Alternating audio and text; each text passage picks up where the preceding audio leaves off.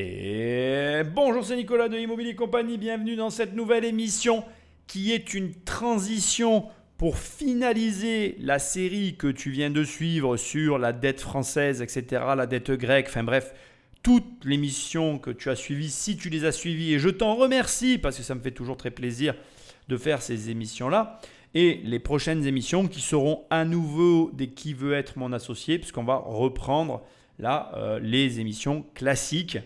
Qu'à un moment donné, il faut bien revenir aux sources.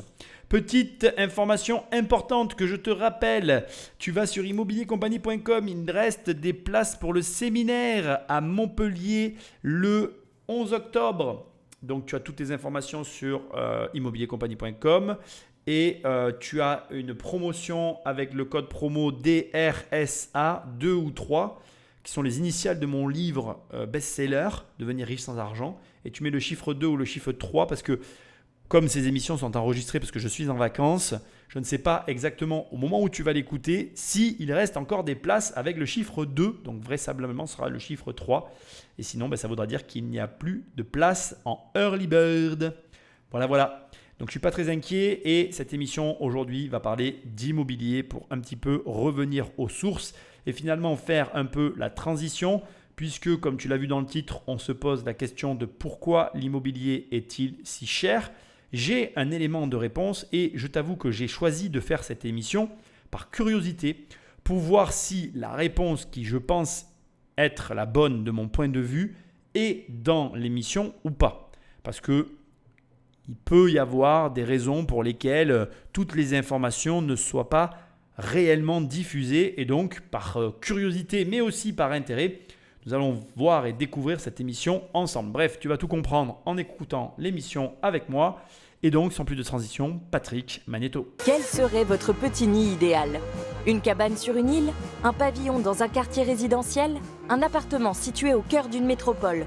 Ou pourquoi pas un château perché en haut d'une colline ? Quelle demeure vous conviendrait le mieux ? Une chose est sûre, pour la majorité d'entre nous, le logement occupe une place unique et fondamentale tout au long de notre vie. Le problème ?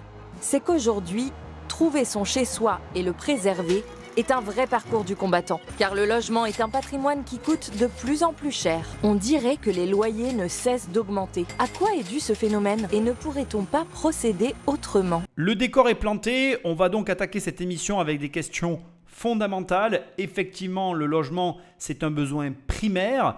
On a besoin fondamentalement de se loger. On vit à une époque où nous avons le choix de nous loger avec, j'ai envie de dire, des petites singularités, originalités, enfin bref, des capacités à choisir des logements très différents les uns des autres. On a quand même de nos jours des gens qui vivent sur des péniches, des gens qui vivent dans des vannes, dans des camping-cars, qui vivent dans des tentes, enfin bref, certaines ne le choisissent pas d'ailleurs non plus, il faut aussi le préciser.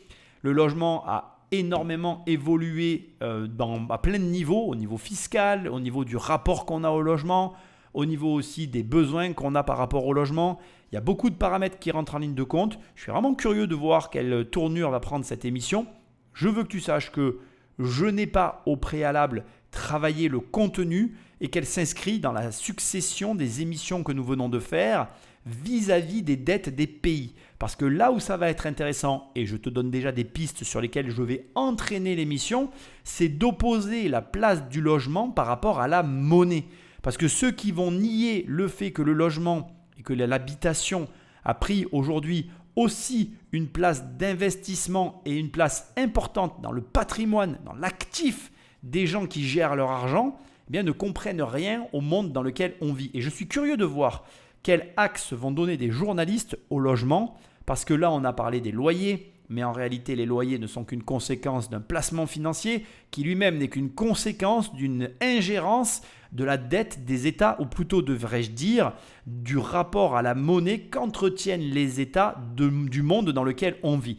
Donc voilà, même si je te donne des pistes dès le départ de réflexion, on va voir comment va évoluer le reportage et comment on va pouvoir amener des réflexions, je l'espère, intéressantes par rapport à ce qui va nous être exposé. Patrick, on attaque cette émission qui, j'espère, sera haute en couleurs. Notre planète semble largement assez grande pour accueillir tout le monde. Mais dans les grandes villes, la densité de population est particulièrement élevée. Et qui dit foule de travailleurs et d'étudiants, dit aussi besoin extrême de logement. Il suffit d'observer le marché de l'immobilier pour se rendre compte qu'il est très difficile de trouver des appartements abordables. Aujourd'hui, se loger coûte très cher. Voire trop cher, pour la plupart d'entre vous. Selon le sondage en ligne que nous avons lancé, 31% des Allemands estiment que leur loyer est acceptable, contre 22% côté français. En revanche, 21% de nos voisins d'outre-Rhin et 29% des Français ont dû ou vont devoir déménager en raison de la hausse astronomique des loyers. Pas d'analyse sur ce passage, mais une question que j'aimerais que tu te poses et une question qui, je trouve, est intéressante autour du logement. D'où vient l'attachement que l'on peut avoir pour nos résidences principales, notre lieu d'habitation? D'où vient finalement l'importance que l'on y accorde et pourquoi c'est un sujet central dans notre société? Alors tu verras que ce reportage que j'ai choisi va aborder un petit peu, et je trouve ça très intéressant d'ailleurs, l'historique qu'il y a derrière, et on discutera de ça tout à l'heure. Mais aujourd'hui, ce que je trouve très intéressant par rapport à cette introduction sur laquelle je vais commencer à rebondir, c'est que déjà, nos vies sont structurées autour de notre lieu d'habitation. C'est-à-dire que regarde, tu cherches un travail par rapport au lieu où tu habites. Tu cherches un travail par rapport aussi finalement aux conditions dans lesquelles tu vas pouvoir vivre, ne serait-ce que déjà par rapport à ton revenu, mais aussi dans le lieu dans lequel tu vas pouvoir habiter. Si demain tu habites dans un endroit dans lequel tu ne te sens pas bien, tu auras tendance à déménager. Et donc c'est vrai que le logement tient un rôle central dans la vie d'énormément de citoyens. Alors bien évidemment, il y a des exceptions. Tu prends le cas des militaires qui vont plutôt déménager par rapport à leur travail et qui vont devoir suivre finalement leur boulot. Et donc tu vois bien que ça ne fonctionne pas de la même manière pour tout le monde. Et c'est d'ailleurs ce qui rend les choses aussi intéressantes. Mais ça doit déjà t'amener à une déduction qui est une évidence. Mais comme ce logement est devenu quelque chose de central, c'est un investissement qui doit faire partie de tes actifs. C'est-à-dire que tu ne peux pas, de mon point de vue, t'intéresser à la finance, à la liberté financière, à la gestion de l'argent et ne pas avoir d'immobilier. Parce que d'abord, c'est un besoin fondamental. On en parle dans la pyramide de Maslow. On le voit à tous les niveaux de notre existence. Tu as besoin d'un logement quand tu es étudiant pour aller suivre tes études. Tu as besoin d'un logement quand tu vas suivre une formation, tu as besoin d'un logement quand tu pars en vacances, tu as besoin d'un bâti quand tu vas créer une société. Demain, tu veux créer une usine, il faut bien que tu la mettes quelque part. Si tu achètes une machine qui coûte des centaines de millions d'euros, il faut bien que tu la protèges des intempéries. Donc, tu vois bien que l'aspect fondamental du logement fait de cet actif quelque chose de particulier, de singulier. Et d'ailleurs, je ne vais pas te mentir, ce qui m'avait plu à l'époque quand je me suis lancé dans l'immobilier, c'est que je voyais bien que j'étais en train d'acquérir une compétence essentielle. Aujourd'hui, il y a énormément de gens qui me consultent, qui prennent des coachings chez moi pour des aspects spécifiques de leur situation. Et c'est marrant parce que tu te rends compte qu'en possédant des compétences dans ce domaine, tu as un avantage non négligeable sur la plupart des personnes qui t'entourent. Et l'incompréhension à laquelle je me heurte très souvent en matière de logement, elle me déstabilise. Pourquoi ? Parce qu'il y a un paradoxe autour de nos habitations et de notre rapport à l'immobilier qui se cristallise dans le fait que tout le monde a l'impression d'être un expert immobilier parce qu'il habite dans une maison. Donc tout le monde a un avis sur le sujet.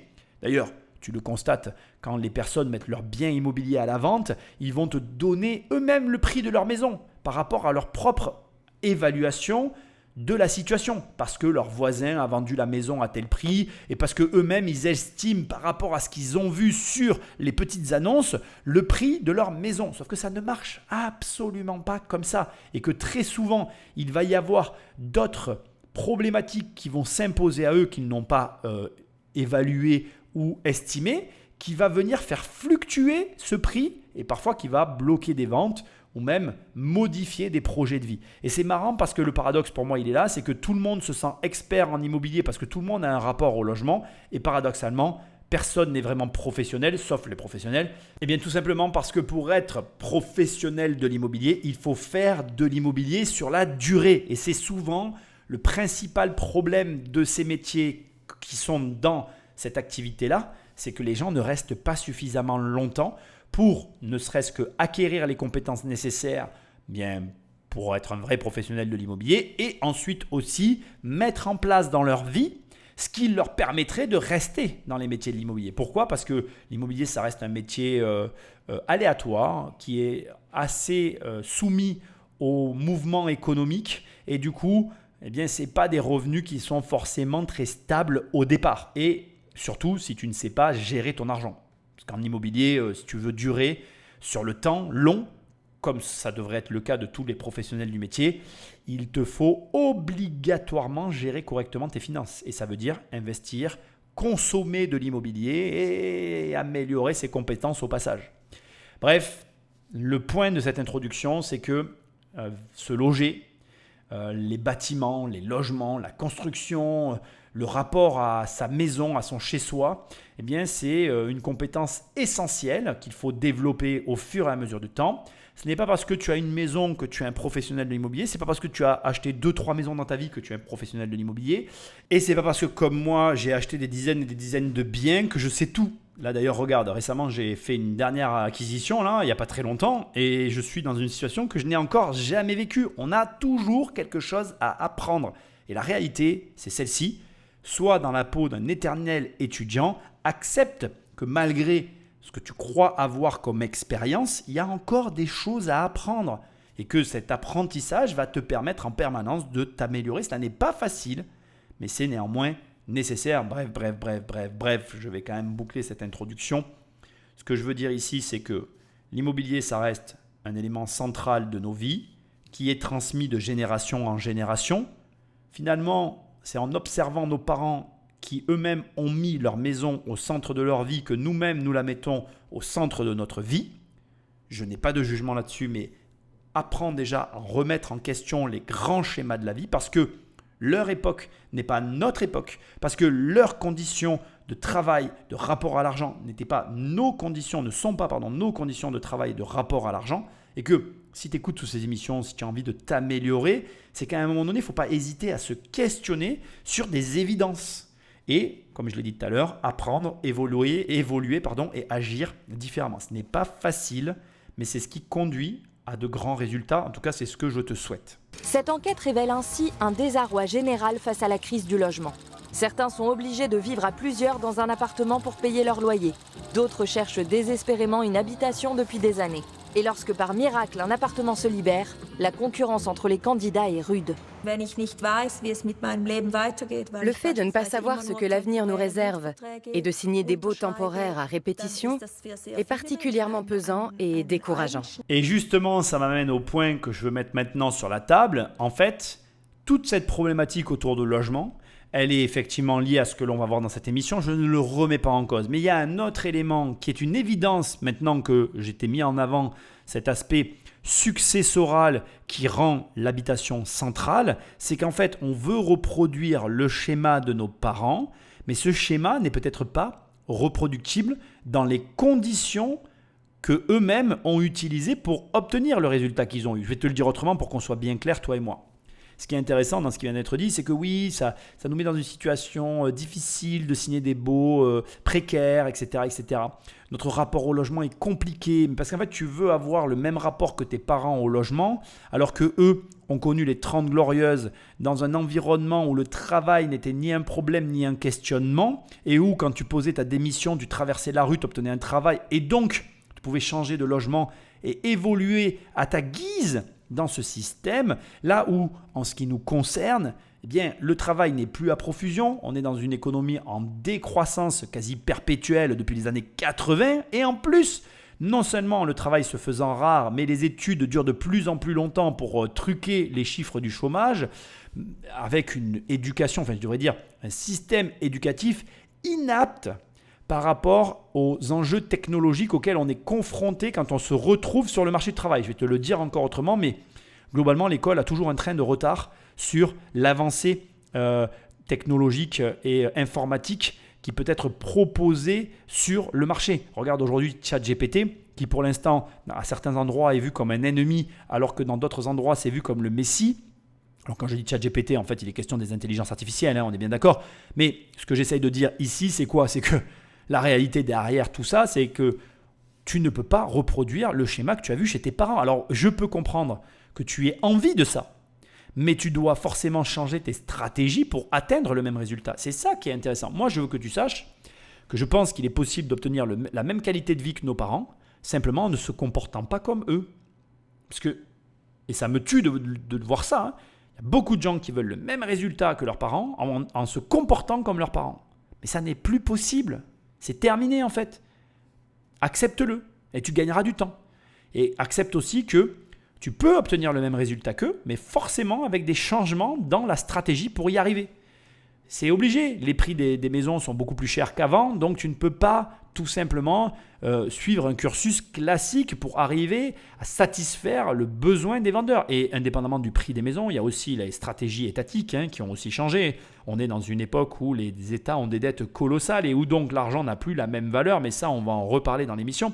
On est dans une époque aussi où malheureusement, selon où tu habites, tu n'as pas les mêmes avantages salariaux et les mêmes avantages, ou plutôt devrais-je dire désavantages fiscaux, et où la concurrence entre les États commence à battre son plein, parce qu'à l'époque de nos parents, on ne parlait pas de concurrence d'État, parce qu'en réalité, se déplacer comme on peut le faire aujourd'hui, c'était compliqué.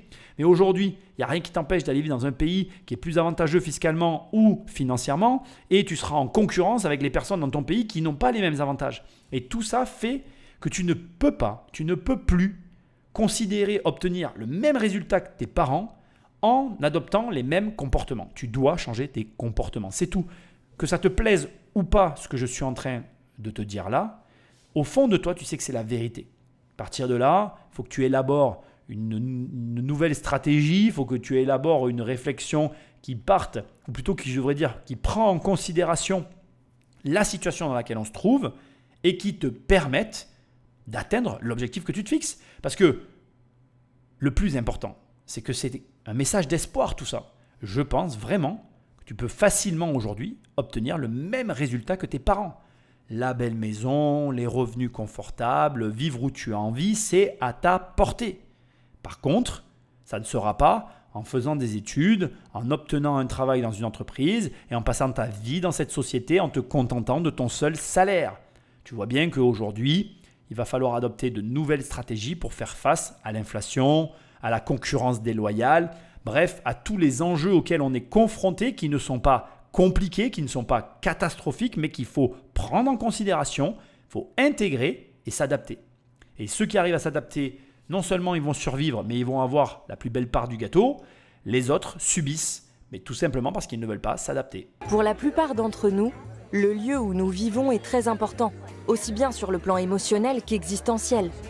Mais alors, comment se fait-il que cet élément fondamental de notre vie soit devenu un bien commercial ?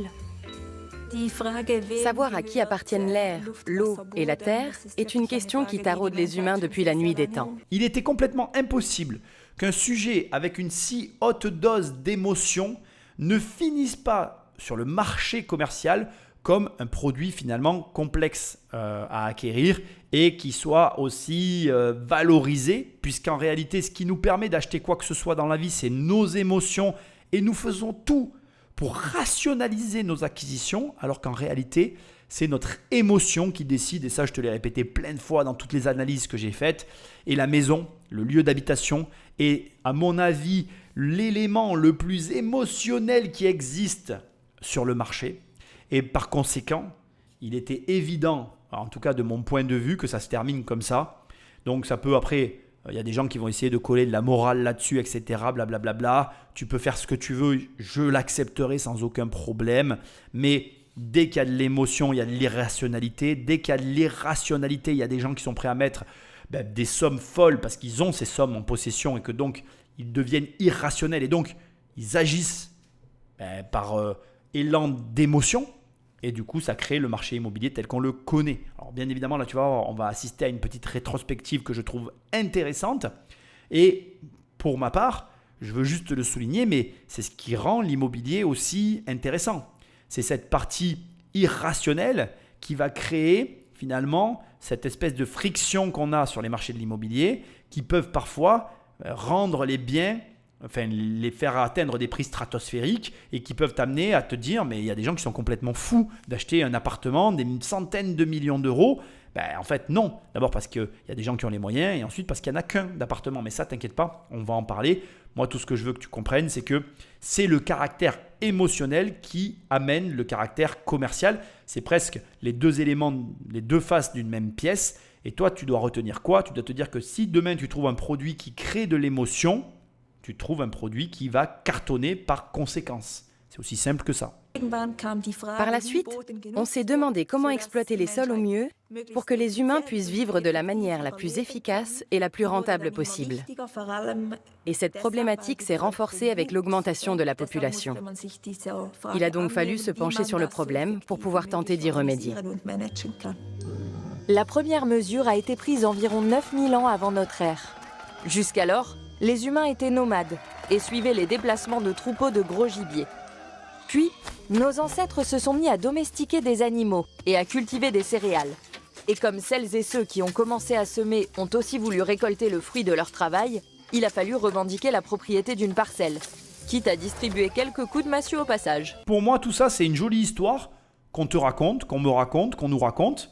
Je ne remets pas en cause qu'elle puisse être vraie, mais je pourrais très bien, là, tout de suite, te raconter une autre histoire qui sera tout autant cohérente et à laquelle tu pourrais croire de la même manière. Au demeurant, il manque un élément essentiel parce que mon but ici, ce n'est pas de remettre en cause tout ce qui va être dit. Mon but ici, c'est de te faire réfléchir. Et moi, ce que je voudrais préciser, c'est que les humains, tous autant que nous sommes, on partage des biais cognitifs. Et il y en a un qui est très fort chez les hommes, c'est le biais d'engagement. C'est un biais d'ailleurs qui te fait perdre de l'argent dans l'investissement. C'est un biais qui nous drive tous d'une manière ou d'une autre.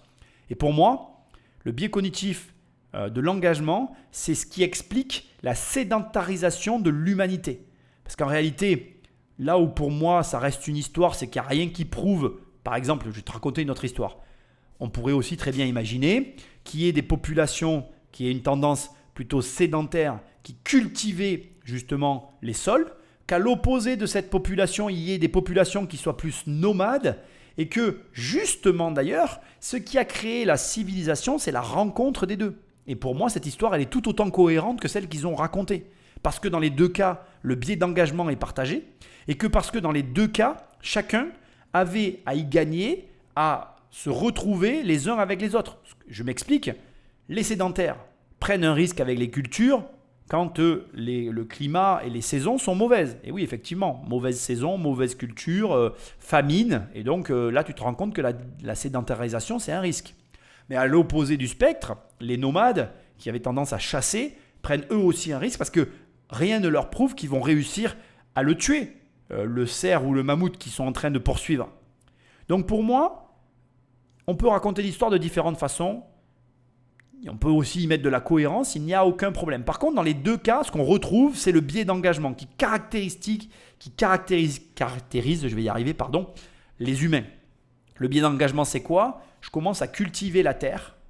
Et du coup, comme je l'ai cultivé, je me suis attaché à ce que j'ai fait, j'y ai mis de l'énergie, donc je reste là. Parce que je n'ai pas mis autant d'énergie pour rien. Et d'une année sur l'autre, je continue à cultiver ma terre parce que je sais qu'elle est fertile. Voilà. Et je me suis engagé. Et donc, j'ai du mal à me désengager. De la même manière, on retrouve le même biais d'engagement dans la chasse. Je poursuis ce lapin. Ça fait 3 fois que je tire ma flèche et qu'il évite la flèche. Je ne peux pas lâcher parce que je l'ai fatigué. Je sais qu'à un moment donné, la fatigue va faire que ce lapin-là, je vais réussir à le toucher. Donc, je continue à poursuivre le même lapin. Et dans les deux cas, il n'y a rien qui prouve que tu y arriveras. Mais plus tu t'acharnes, moins tu vas lâcher. Le biais d'engagement, quoi. Et donc, encore une fois, voilà, il y a plein d'histoires. Moi, ce que je veux que tu en retires, c'est que d'abord, ça t'apprend la façon dont tu fonctionnes, dont on fonctionne tous. Donc déjà, d'un point de vue marketing, d'un point de vue intellectuel, c'est intéressant parce que ça te permet tout simplement de t'adapter à ce profil et de savoir que tous les humains sont drivés par le biais d'engagement. Et donc, de mon point de vue, ça reste important. Ça te permet aussi de comprendre ce qui fait que l'immobilier a aussi cette place aussi particulière dans le cœur des hommes. Parce qu'en fait, quand tu achètes un bien, tu vas l'améliorer, tu vas finalement amener ta touche personnelle, faire tes travaux, tu comprends? Et tout ça, c'est aussi du biais d'engagement. Et ça crée autour de l'immobilier quelque chose de particulier parce que on achète des biens immobiliers sur le temps long, plus on y passe du temps, plus on est soumis à ce biais d'engagement. Et en réalité, et c'est là où je partage la même opinion que le reportage, C'est la raison pour laquelle on a cet attachement irrationnel avec l'immobilier, qu'on y accole aussi autant d'émotions. Et c'est aussi pour ça que parfois, je vois des investisseurs immobiliers qui sont attachés à leur investissement locatif, alors qu'au départ, ils l'ont fait pour le pognon. D'ailleurs, je vais te dire un truc, moi le premier, qu'est-ce qui m'a fait adorer l'immobilier? C'est le biais d'engagement. Donc, comprends ce mécanisme et tu vas comprendre beaucoup de choses pour l'immobilier et avec l'immobilier et pour que tu réussisses dans ce domaine d'activité. Pendant très longtemps, les terres faisaient partie intégrante de la nature. Plus tard, au sein de l'Europe chrétienne, on les a attribuées à l'œuvre de Dieu. Au Moyen Âge, les papes et les souverains absolutistes étaient considérés comme les prolongements de Dieu. Et ce n'est que plus tard, avec la réforme protestante, qu'on s'est opposé à cette idée. Car on estimait que tout n'était pas la propriété du Seigneur. Des réformateurs comme Martin Luther ou Jean Calvin partaient du principe que les humains avaient le droit de s'autodéterminer et de disposer de leurs propres terres. Le concept de propriété privée était né. Et celui-ci n'a cessé de prendre de l'ampleur, notamment lors de la conquête du Nouveau Monde. Dans la lointaine Amérique, les règles étaient différentes de celles qui s'appliquaient sous la houlette des redoutables dirigeants européens. La propriété privée était aussi un moyen de parvenir à une fin. Cela permettait aux grands propriétaires terriens américains de s'implanter sur ces terres et de les cultiver. La Constitution américaine telle que nous la connaissons aujourd'hui a eu un fort impact sur de très nombreux autres pays qui ont diffusé cette forme de propriété privée dans le monde entier. Ils oublient de mentionner un élément extrêmement important qui a justifié la conversion de tous les pays à la propriété à la manière américaine. La raison, elle est très simple. Si tu n'es pas engagé, et on revient encore une fois au biais d'engagement, si tu n'es pas engagé dans ton lieu de vie, en fait, tu n'en prends pas soin. Et ce qu'il faut comprendre, c'est une théorie que j'affectionne tout particulièrement et que je diffuse allègrement depuis des années, c'est que pour moi, la propriété de la résidence principale est la raison pour laquelle nous vivons dans le monde moderne tel que nous le connaissons aujourd'hui. Je m'explique.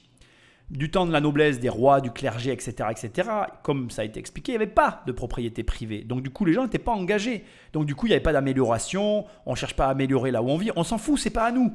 Nous, on fait le travail qu'on nous dit, puis on a envie de vivre. Et il n'y a pas cette notion de propriété, d'amélioration, puisque finalement, de toute façon, ton existence, elle est drivée par un seigneur qui te dit quoi faire, comment le faire. Et quand c'est terminé, si tu veux profiter de la vie, tu en profites au travers de la joie que tu vas avoir de vivre avec les autres. Mais tu n'as pas d'autre occupation. Et ce n'est pas parce qu'il n'y a pas la télé, c'est simplement parce que ton temps ne peut pas être alloué à quelque chose d'autre puisque rien ne t'appartient.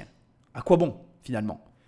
Là où l'Amérique a implanté cette notion de propriété privée, c'est qu'elle a commencé à créer, comme il l'a dit, des cultures qui étaient développées par des exploitants, mais surtout, elle a aussi permis à des gens de s'engager dans leur résidence principale, dans l'amélioration de celle-ci, créant ainsi des havres de paix où il fait bon vivre, créant ainsi ce qu'on va appeler des villages et des villes, où il y a d'ailleurs ce que l'on nomme une atmosphère. Les gens se prennent de passion pour ces atmosphères, s'engagent de façon irrationnelle pour essayer de la faire vivre, la ville ou le village. Et c'est comme ça qu'on arrive au monde moderne. Puisqu'en fait, dans ce souci constant d'amélioration, tu essayes de faire en sorte que le lieu où tu vis soit agréable pour ta famille, mais aussi pour les autres. Et c'est comme ça qu'on arrive dans le monde moderne. Et d'ailleurs, si l'idée s'est propagée aussi facilement, c'est parce qu'elle était bonne. Et ce que moi j'essaye de te dire maintenant, c'est que l'absence de propriété privée, c'est une ineptie, puisqu'elle empêche le biais d'engagement. Et en empêchant le biais d'engagement, tu empêches notre nature profonde de s'exprimer. Ce qui veut dire que toi qui m'écoutes déjà, tu dois être conscient de ce qui te plaît et de ce qui te déplaît dans les investissements que tu vas produire. Bien évidemment que je pense que tout le monde devrait investir dans l'immobilier, mais tu ne vas pas investir de la même manière en fonction de tes attentes sur les investissements que tu choisis. Il y a des gens qui, je le pense encore aujourd'hui, ne sont pas faits pour avoir de l'immobilier parce que l'immobilier ne produira pas l'effet attendu sur leur quotidien. Je vais te le dire avec des mots, comme ça va être très clair. Les personnes qui ne peuvent pas avoir de perte de temps, de friction avec des locataires parce que ça les dérange.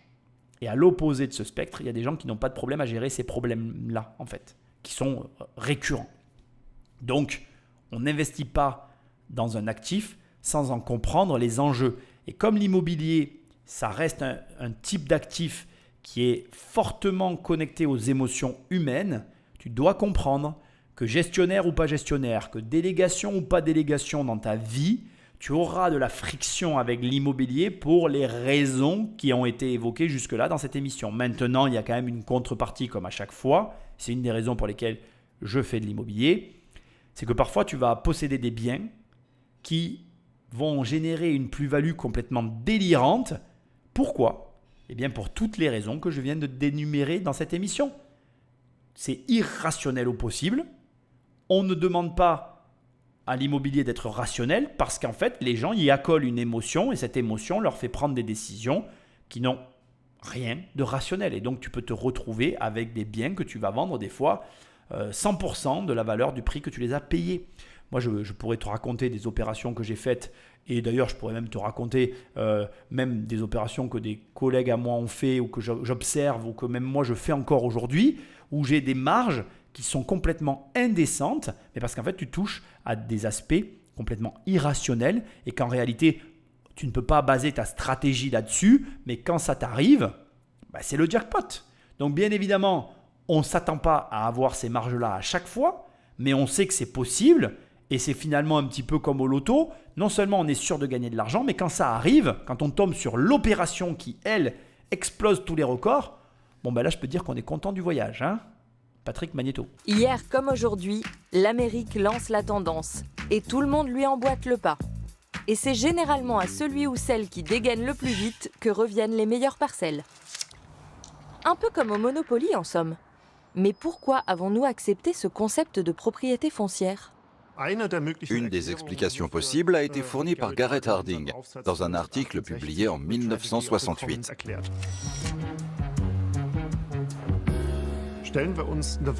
Imaginons un pré appartenant à tous les éleveurs de moutons des environs. Chacun vient y faire paître ses bêtes et les troupeaux de moutons ne cessent de s'agrandir. Résultat, au bout d'un certain temps, cet espace partagé à plusieurs finit par être surexploité. Comment remédier au problème ? Garrett Harding propose d'installer des clôtures pour diviser le pâturage en parcelles. Chaque éleveur a alors la possibilité d'exploiter son propre terrain et d'en assumer la responsabilité. Grâce à ce système, le pâturage est exploité équitablement et les animaux ont toujours de quoi se mettre sous la dent. En d'autres termes, tout le monde y trouve son compte. On peut donc en conclure que la propriété est censée bénéficier à l'ensemble de la société. Mais en même temps, il faut reconnaître qu'elle peut aussi générer des injustices. En effet, un terrain peut être plus convoité qu'un autre, ce qui entraîne une hausse des prix, surtout s'il est particulièrement bien situé.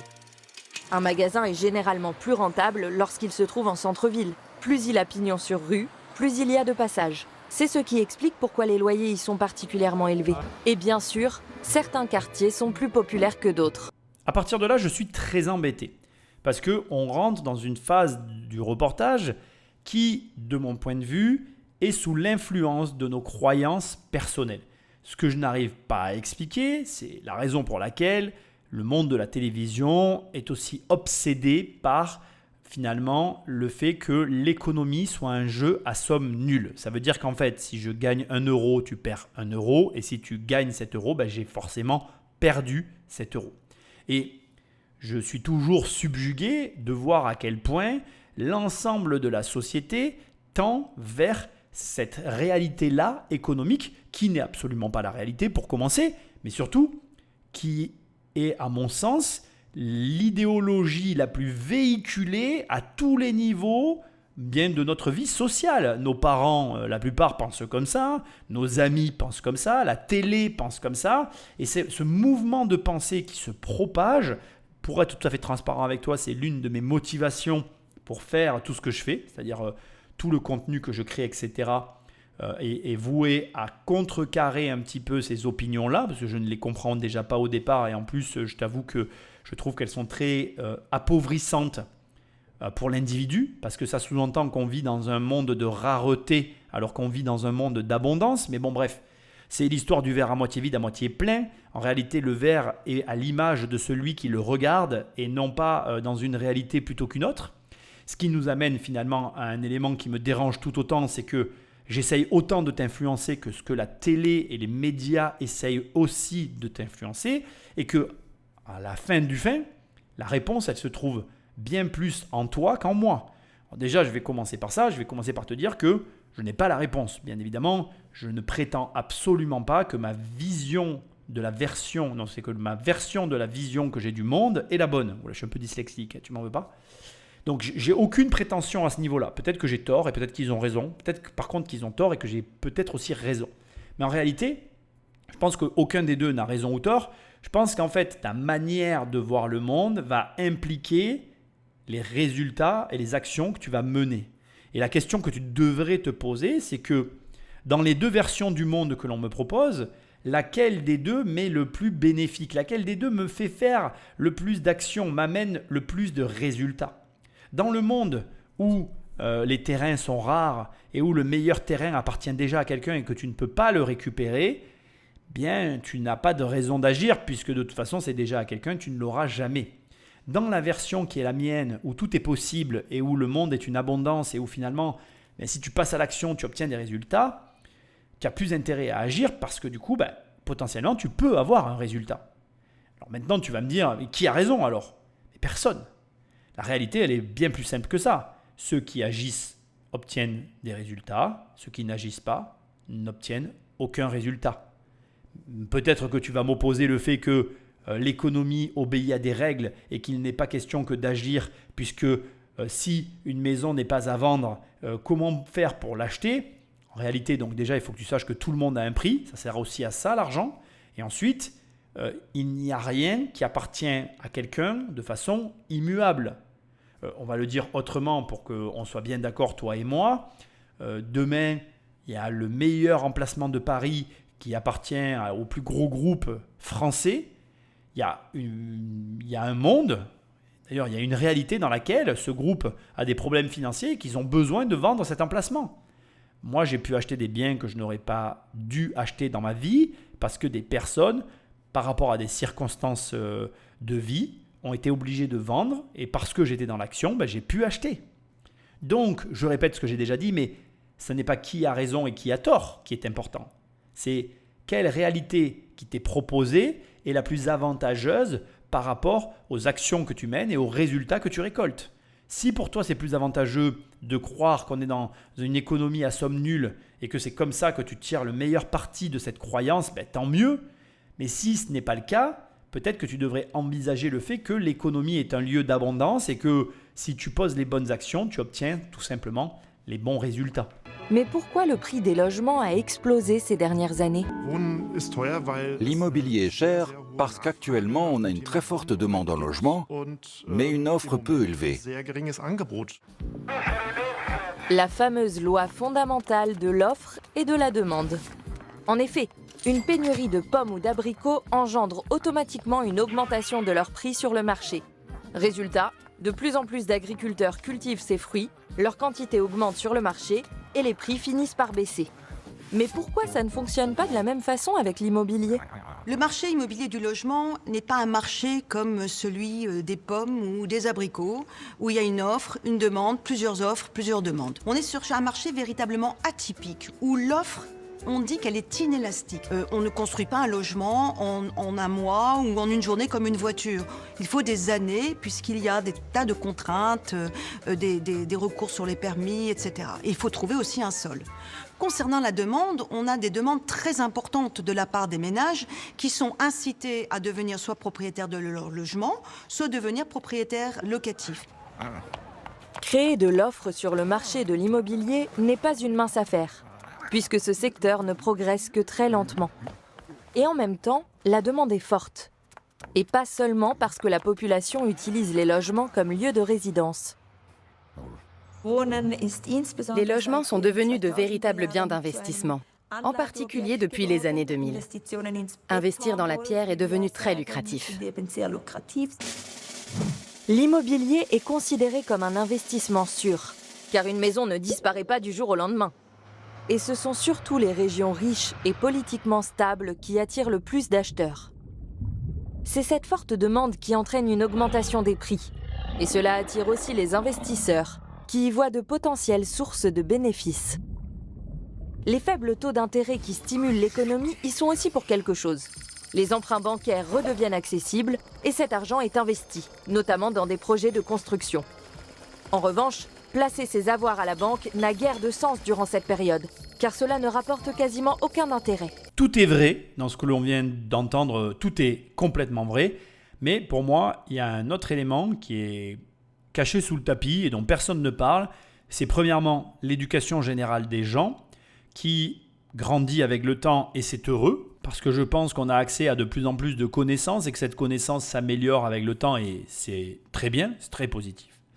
Et deuxièmement, on a de plus en plus conscience de certains facteurs pour lesquels avant il n'y avait pas de raison de se soucier. Alors de quoi je parle ? On parle de la monnaie. Ça n'est pas évoqué, ça ne sera jamais évoqué dans ce reportage et pourtant la monnaie est l'une des raisons qui fait que l'immobilier comme l'or conserve un statut particulier et crée un petit peu cette espèce d'engouement parce qu'en fait il offre, on va dire, un mécanisme qui est assez unique. C'est l'un des meilleurs outils pour lutter contre l'inflation. En fait, l'inflation, c'est plusieurs facteurs, au moins 3, que je ne vais pas citer ici, je te laisserai un peu faire des recherches, ça changera de d'habitude, parce que ce n'est pas le sujet de l'émission. Et l'un des facteurs, c'est une surimpression monétaire qui va créer de l'inflation, parfois même de l'hyperinflation, mais ça, voilà. Sachant qu'il faut bien comprendre aussi, et j'oublie tout le temps de le dire, mais ce qui est pire que l'inflation, c'est la déflation. Donc on ne veut pas avoir de déflation dans notre économie, mais on veut avoir une inflation. Et bref, là où je veux en venir, c'est que pour lutter contre l'inflation, ce qu'il faut, c'est soi-même, du coup, créer sa propre monnaie, comme si on pouvait imprimer ses propres billets. Et en créant de l'argent au travers de crédits immobiliers, parce que le crédit immobilier, c'est de la création monétaire, ni plus ni moins, je ne vais pas rentrer dans le détail, mais on n'est pas loin de la vérité. Et en ayant recours à cet outil, tu te protèges de l'inflation. Et ça, c'est vraiment hyper important aujourd'hui d'en parler parce qu'on se retrouve dans un monde où les États ont fait un petit peu n'importe quoi avec les monnaies de chacun de leurs pays. Alors, ce n'est pas le cas de tous les États, mais beaucoup d'États ont fait n'importe quoi avec leur monnaie. Les populations éduquées vont chercher à se protéger de ce mécanisme sournois, parce que c'est sournois, c'est très sournois. D'ailleurs, c'est très intéressant parce que énormément de gens connaissent, donc je crois que c'est les chiffres, je crois que c'est 80% des gens connaissent l'inflation, mais quand tu demandes à ces mêmes personnes donc de t'expliquer l'inflation, il n'y a que 20% des 80% qui savent expliquer l'inflation. Parce que les gens connaissent l'existence de l'inflation, mais n'en comprennent pas les mécanismes. Et donc, il y a une minorité de gens qui vont venir utiliser l'immobilier pour se protéger de ce vol organisé. Et du coup, ça crée un déséquilibre. Et malheureusement, il faut comprendre que c'est une réaction liée à une situation qui découle de décisions politiques, ni plus ni moins, qui fait qu'on se retrouve là où on en est aujourd'hui. Donc bon, bien évidemment, moi je t'incite à faire des crédits immobiliers pour te protéger de l'inflation, pour te créer ta propre valeur et être capable de t'en sortir. Et j'en profite pour souligner le fait que, tout à l'heure j'ai fait référence à la situation journalistique où la plupart des gens qui évoluent dans les milieux médiatiques croient en une économie à somme nulle. Or, si tu es capable de créer de l'argent, qui voles-tu ? Je te pose la question. Si demain, je crée de l'argent avec un crédit et j'achète un bien à crédit à un vendeur, j'ai volé l'argent à qui ? C'est de la création monétaire. Donc, si tu comprends cette mécanique, tu comprends qu'en fait, il n'y a pas d'économie à somme nulle. En fait, tout le monde peut gagner de l'argent. Après, c'est une question de connaissance, d'expérience, de dextérité et aussi, on va quand même le dire, d'audace parce qu'il faut oser le faire. Ça, par contre, je peux l'entendre, que tu n'aies pas envie ou que tu aies peur ou que tu aies des doutes. Ça, c'est tout à fait audible. Mais en fait, pour lever les doutes, pour lever la peur, C'est la connaissance en fait. Lis des livres, forme-toi. Je le répète assez souvent, je produis des livres à cet effet. Le meilleur livre à ce jour que j'ai écrit, si on s'en réfère aux chiffres, c'est Devenir riche sans argent. Tu as pris sur Amazon, il apparaît en première page. Mais j'ai écrit un livre sur les crises financières où tu vas trouver toute une réflexion approfondie sur les crises financières, la gestion de l'argent, et où je te montre que tu es capable non seulement de gérer ton argent, d'augmenter ton capital, mais surtout qu'en réalité, si tu ne le fais pas, c'est là que tu perds le plus d'argent. Et je te conseille vraiment de lire ce livre-là parce qu'il illustre parfaitement mes propos. Tape crise financière sur Amazon, il apparaît en première page. Patrick Magnéto. En 2008, les banques centrales américaines et européennes ont décidé de baisser les taux d'intérêt dans le but de relancer l'économie après la crise bancaire mondiale. Jusqu'en 2022, les taux d'intérêt ont donc été extrêmement bas dans le monde entier, ce qui a augmenté le nombre d'investissements. Mais cette décision a également engendré une hausse considérable de la demande sur le marché de l'immobilier. Quand on a une politique à taux quasi zéro et qu'on obtient 4 ou 5%, voire plus, de rendement sur le marché immobilier pour différentes sortes d'investissements, cela vaut clairement la peine d'acheter des biens immobiliers. Ce phénomène entraîne bien sûr une pénurie de logements, car l'immobilier, qui comprend à la fois les bâtiments et le sol, devient un objet de spéculation. Certains propriétaires ne souhaitent pas nécessairement mettre leur logement en location. Ils préfèrent attendre que les prix augmentent sur le marché pour pouvoir revendre leurs biens en faisant une plus-value. Contrairement aux particuliers qui achètent un logement pour y élire domicile, certaines personnes investissent dans des biens immobiliers uniquement dans le but de gagner de l'argent. Et à cela s'ajoute un autre facteur qui fait encore accroître la demande.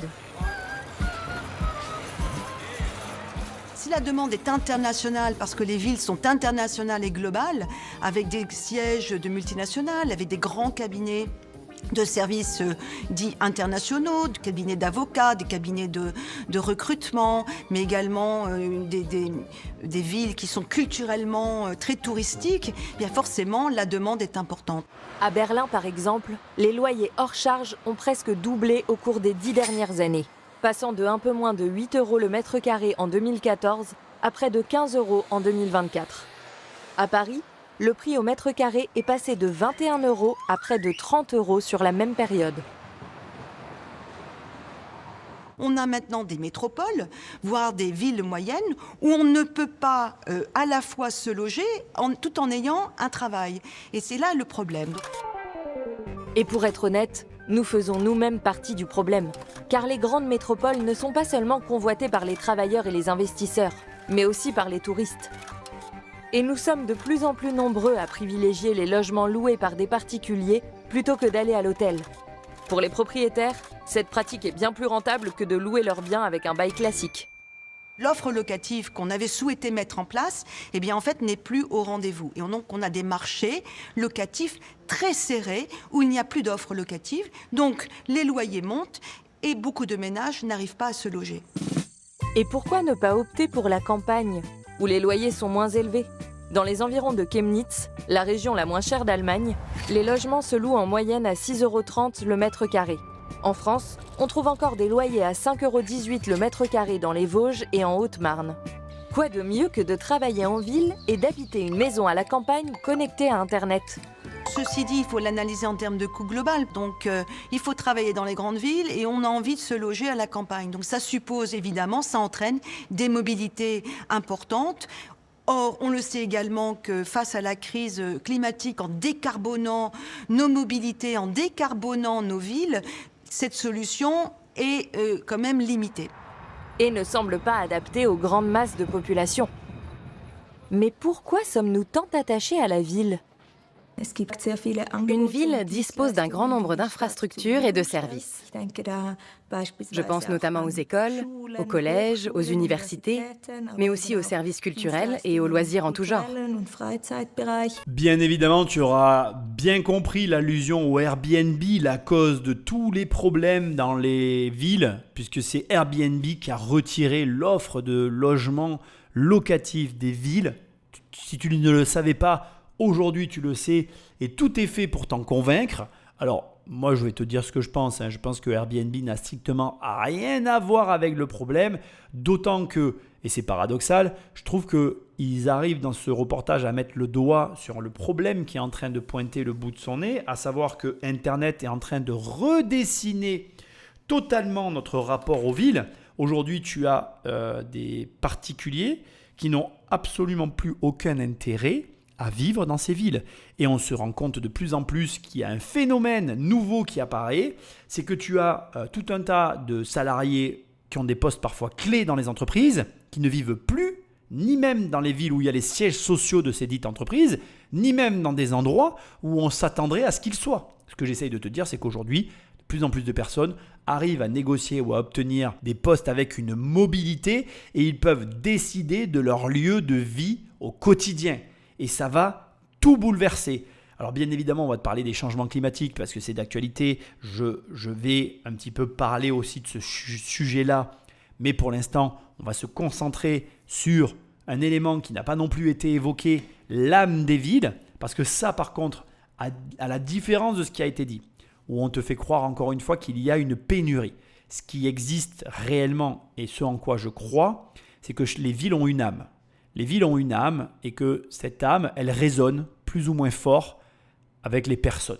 Et on se sent bien parfois à un endroit sans explication rationnelle, mais parce que, en fait, un ensemble d'éléments qui correspondent à nos goûts, à notre humeur du moment et voilà, aux rencontres que l'on peut faire, etc., à la façon dont le temps s'écoule aussi dans la ville, avec les couleurs qu'on peut y retrouver, etc., le climat, enfin plein de paramètres qui vont nous amener à avoir un avis favorable ou défavorable sur certaines villes plutôt que d'autres. D'ailleurs, c'est intéressant, tu peux faire l'expérience, tu peux parler d'une ville avec quelqu'un et ne pas avoir du tout le même avis sur cette cité parce que chacun aura vécu une expérience différente. C'est tellement subjectif qu'on peut même arriver parfois à se retrouver à parler d'une même ville et à avoir une personne qui la déteste et une autre qui l'adore, tout simplement parce que les facteurs qui déclenchent l'amour et la haine chez chacune de ces personnes sont différents. Ce qui veut dire que, d'abord, le soleil se lève pour tout le monde, tous les jours. Ce qui veut dire aussi que tu le veuilles ou non, il y aura toujours du mouvement et, de mon point de vue, les pénuries de logements, si tant est qu'elles existent bien plus en conséquence de décisions politiques que de quoi que ce soit d'autre. La réalité, elle n'est pas très belle, mais l'immobilier est extrêmement lié aux contraintes qu'on lui impose. Et comme ça a été dit dans ce reportage, en fait, l'immobilier n'est pas une offre élastique sur laquelle on peut tirer à l'infini parce qu'en réalité, tu ne peux pas construire des logements en 2 jours comme tu peux produire certains biens de consommation qui vont nécessiter quelques jours de production pour être mis sur le marché. Sauf que, à une époque où aujourd'hui on interdit de construire partout en France, bien c'est sûr que la raréfaction se fait ressentir. Mais là, tu es peut-être en train de te dire, alors ça veut dire que l'immobilier va continuer de monter. C'est là tout le paradoxe. Moi, je pense que non. D'abord parce que, comme c'est sous-entendu dans ce reportage, il y a une inégalité complète de répartition des populations en fonction des régions. Mais ensuite aussi parce qu'il n'y a pas le même désir en fonction des villes et de chacune des régions dans lesquelles on va cibler un point géographique précis. Je vais mettre un exemple, comme ça c'est assez clair. Il y a plus de gens qui veulent vivre à Paris que de gens qui veulent vivre à Nîmes, la ville dans laquelle j'habite. Tu vois ? Donc forcément, c'est normal que les prix à Paris soient plus élevés qu'à Nîmes. Après, il y a une question de moyens, et les moyens financiers dont dispose la population sont bien plus liés à la politique qu'à quoi que ce soit d'autre. Donc comme tu peux voir, les marchés de l'immobilier sont des marchés complexes qui sont assujettis à de nombreuses influences, et c'est l'ensemble de ces influences qui font le marché. Je vais un petit peu connecter cette émission aux précédentes émissions que tu auras écoutées pendant les vacances où je parlais de la dette grecque et de la dette française. Et notamment, ici, c'est le moment pour moi d'amener sur la table cette notion de désirabilité du pays. D'abord par le climat qu'on y retrouve, mais aussi par la vie qu'il offre, les possibilités, les opportunités d'entreprise et de travail, etc. Mais aussi par la stabilité politique et monétaire que la politique propose à sa population. Or, aujourd'hui, tu vois bien que la France, elle est en train de dégringoler à ce niveau-là. On ne peut pas parler réellement de rêve français comme on va parler de rêve américain ou de rêve à Dubaï. Ce sont des villes qui font un petit peu rêver depuis ces dernières années. Et la réalité, c'est qu'en France, on n'a pas le rêve à la française. Alors moi, j'ai fait une petite vidéo courte en rigolant où je dis qu'en France, si on a un rêve, c'est le rêve d'être fonctionnaire. Tout le monde veut être fonctionnaire dans ce pays, mais je ne suis pas sûr que ce soit vraiment un rêve en soi. Bon bref, passons. C'est une petite blague. J'arriverai à t'arracher un rictus ou pas. Finalité, ce que moi je veux te dire, c'est quoi? C'est qu'en fait, quand tu investis, quand tu t'établis dans un pays, sois vigilant. Sois vigilant à un ensemble de paramètres qui conditionnent la vie dans la région dans laquelle tu t'installes. Et ce n'est pas des paramètres compliqués. Il suffit qu'en réalité, tu valides des éléments relativement simples pour valider l'investissement, le choix de vie et tout un tas de détails qui, une fois installés, seront pour toi des commodités et par contre, pour ceux qui vont vouloir venir s'installer, seront des raisons de venir ou de fuir. Et en réalité, l'immobilier, ça se résume à ça. La capacité que tu vas avoir à anticiper l'évolution d'un marché. Parce que l'immobilier, c'est du temps long. Et c'est du temps long vers le positif ou vers le négatif. Quand c'est vers le positif, c'est tout bénef. Quand c'est vers le négatif, avant que la tendance s'inverse, il va à nouveau falloir beaucoup de temps. Et c'est tout le fond du problème. C'est qu'il faut bien choisir en amont pour être sûr de récolter les fruits en aval. Mais pour ça, il faut prendre le temps à la décision. Donc voilà, garde-le en tête, c'est vraiment important. Tu as la capacité tout simplement de définir les lieux qui vont avoir le vent en poupe de ceux qui ne l'auront pas. En fait, il suffit que tu aies des critères d'exigence, que ça remplisse ces critères. Et normalement, et des critères de base, qualité de l'éducation, qualité de la vie, facilité à circuler, enfin bref, tu connais ces critères très très bien, tout aussi bien que moi. Prends le temps de les valider avant d'investir, prends le temps de valider avant d'acheter ta résidence principale, parce que ce sont des achats d'une vie, et quand il est temps de récolter les fruits du travail de sa vie, si le fruit est pourri, le goût qu'il nous laisse dans la bouche est plutôt amer, et je ne te le souhaite pas. En Allemagne, 41% des habitants vivent dans des villes de plus de 50 000 habitants, contre 68% en France. La tendance mondiale est à la hausse. Les Nations Unies estiment qu'en 2050, 80% de la population mondiale vivra en ville. De plus en plus de personnes n'ont pas d'autre choix que de résider dans de grandes tours en banlieue ou cherchent désespérément à se loger, faute d'offres suffisantes sur le marché.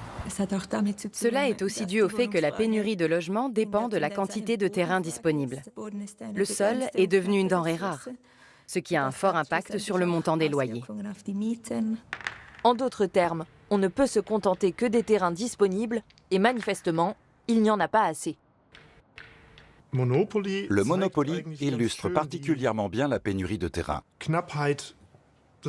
Le plateau de jeu compte un nombre limité de cases, et donc de terrains constructibles sur lesquels on peut bâtir un bien immobilier. Plus le jeu avance, moins il reste de terrains disponibles ou abordables. Et au bout du compte, le marché est saturé. Résultat, celles et ceux qui ne peuvent plus payer leur loyer sont expulsés et perdent la partie.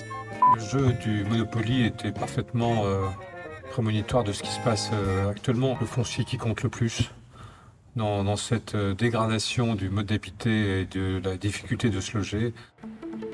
Attendez une minute. Il est évident qu'au Monopoly, il y a toujours un vainqueur et des perdants. Mais qu'est-ce que ça a à voir avec le foncier ? Les propriétaires, voyant que dans ce contexte actuel, ce climat économique actuel, le foncier a tendance à baisser, eh bien ils mettent en attente. Ils ne sont pas prêts à vendre. Ils préfèrent attendre des jours meilleurs pour remettre leur terrain sur le marché. Même pas besoin de construire ni d'acheter de nouveaux biens immobiliers. Il suffit juste d'être propriétaire d'un terrain. Et presque comme par magie, le patrimoine prend de la valeur. Imaginons qu'on veuille planter des tomates pour les vendre à terme sur le marché et qu'on ait trouvé le terrain idéal pour les cultiver, la terre la plus fertile qui soit. Le soleil brille et l'irrigation fonctionne à merveille. On décide donc de les vendre à 2 € le kilo sur le marché. Mais la demande en tomates augmente et notre terrain ne suffit plus. Il va donc falloir en cultiver à d'autres endroits. Malheureusement, les autres terrains ne sont pas aussi fertiles que le nôtre.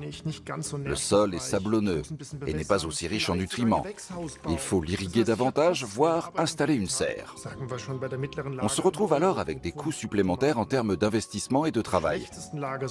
Disons 1 euro par kilo de tomates, voire jusqu'à 3 euros pour le plus mauvais des terrains. Du coup, il faut que je vende mes tomates au moins 3 euros le kilo, ce qui fait augmenter le prix des tomates sur le marché.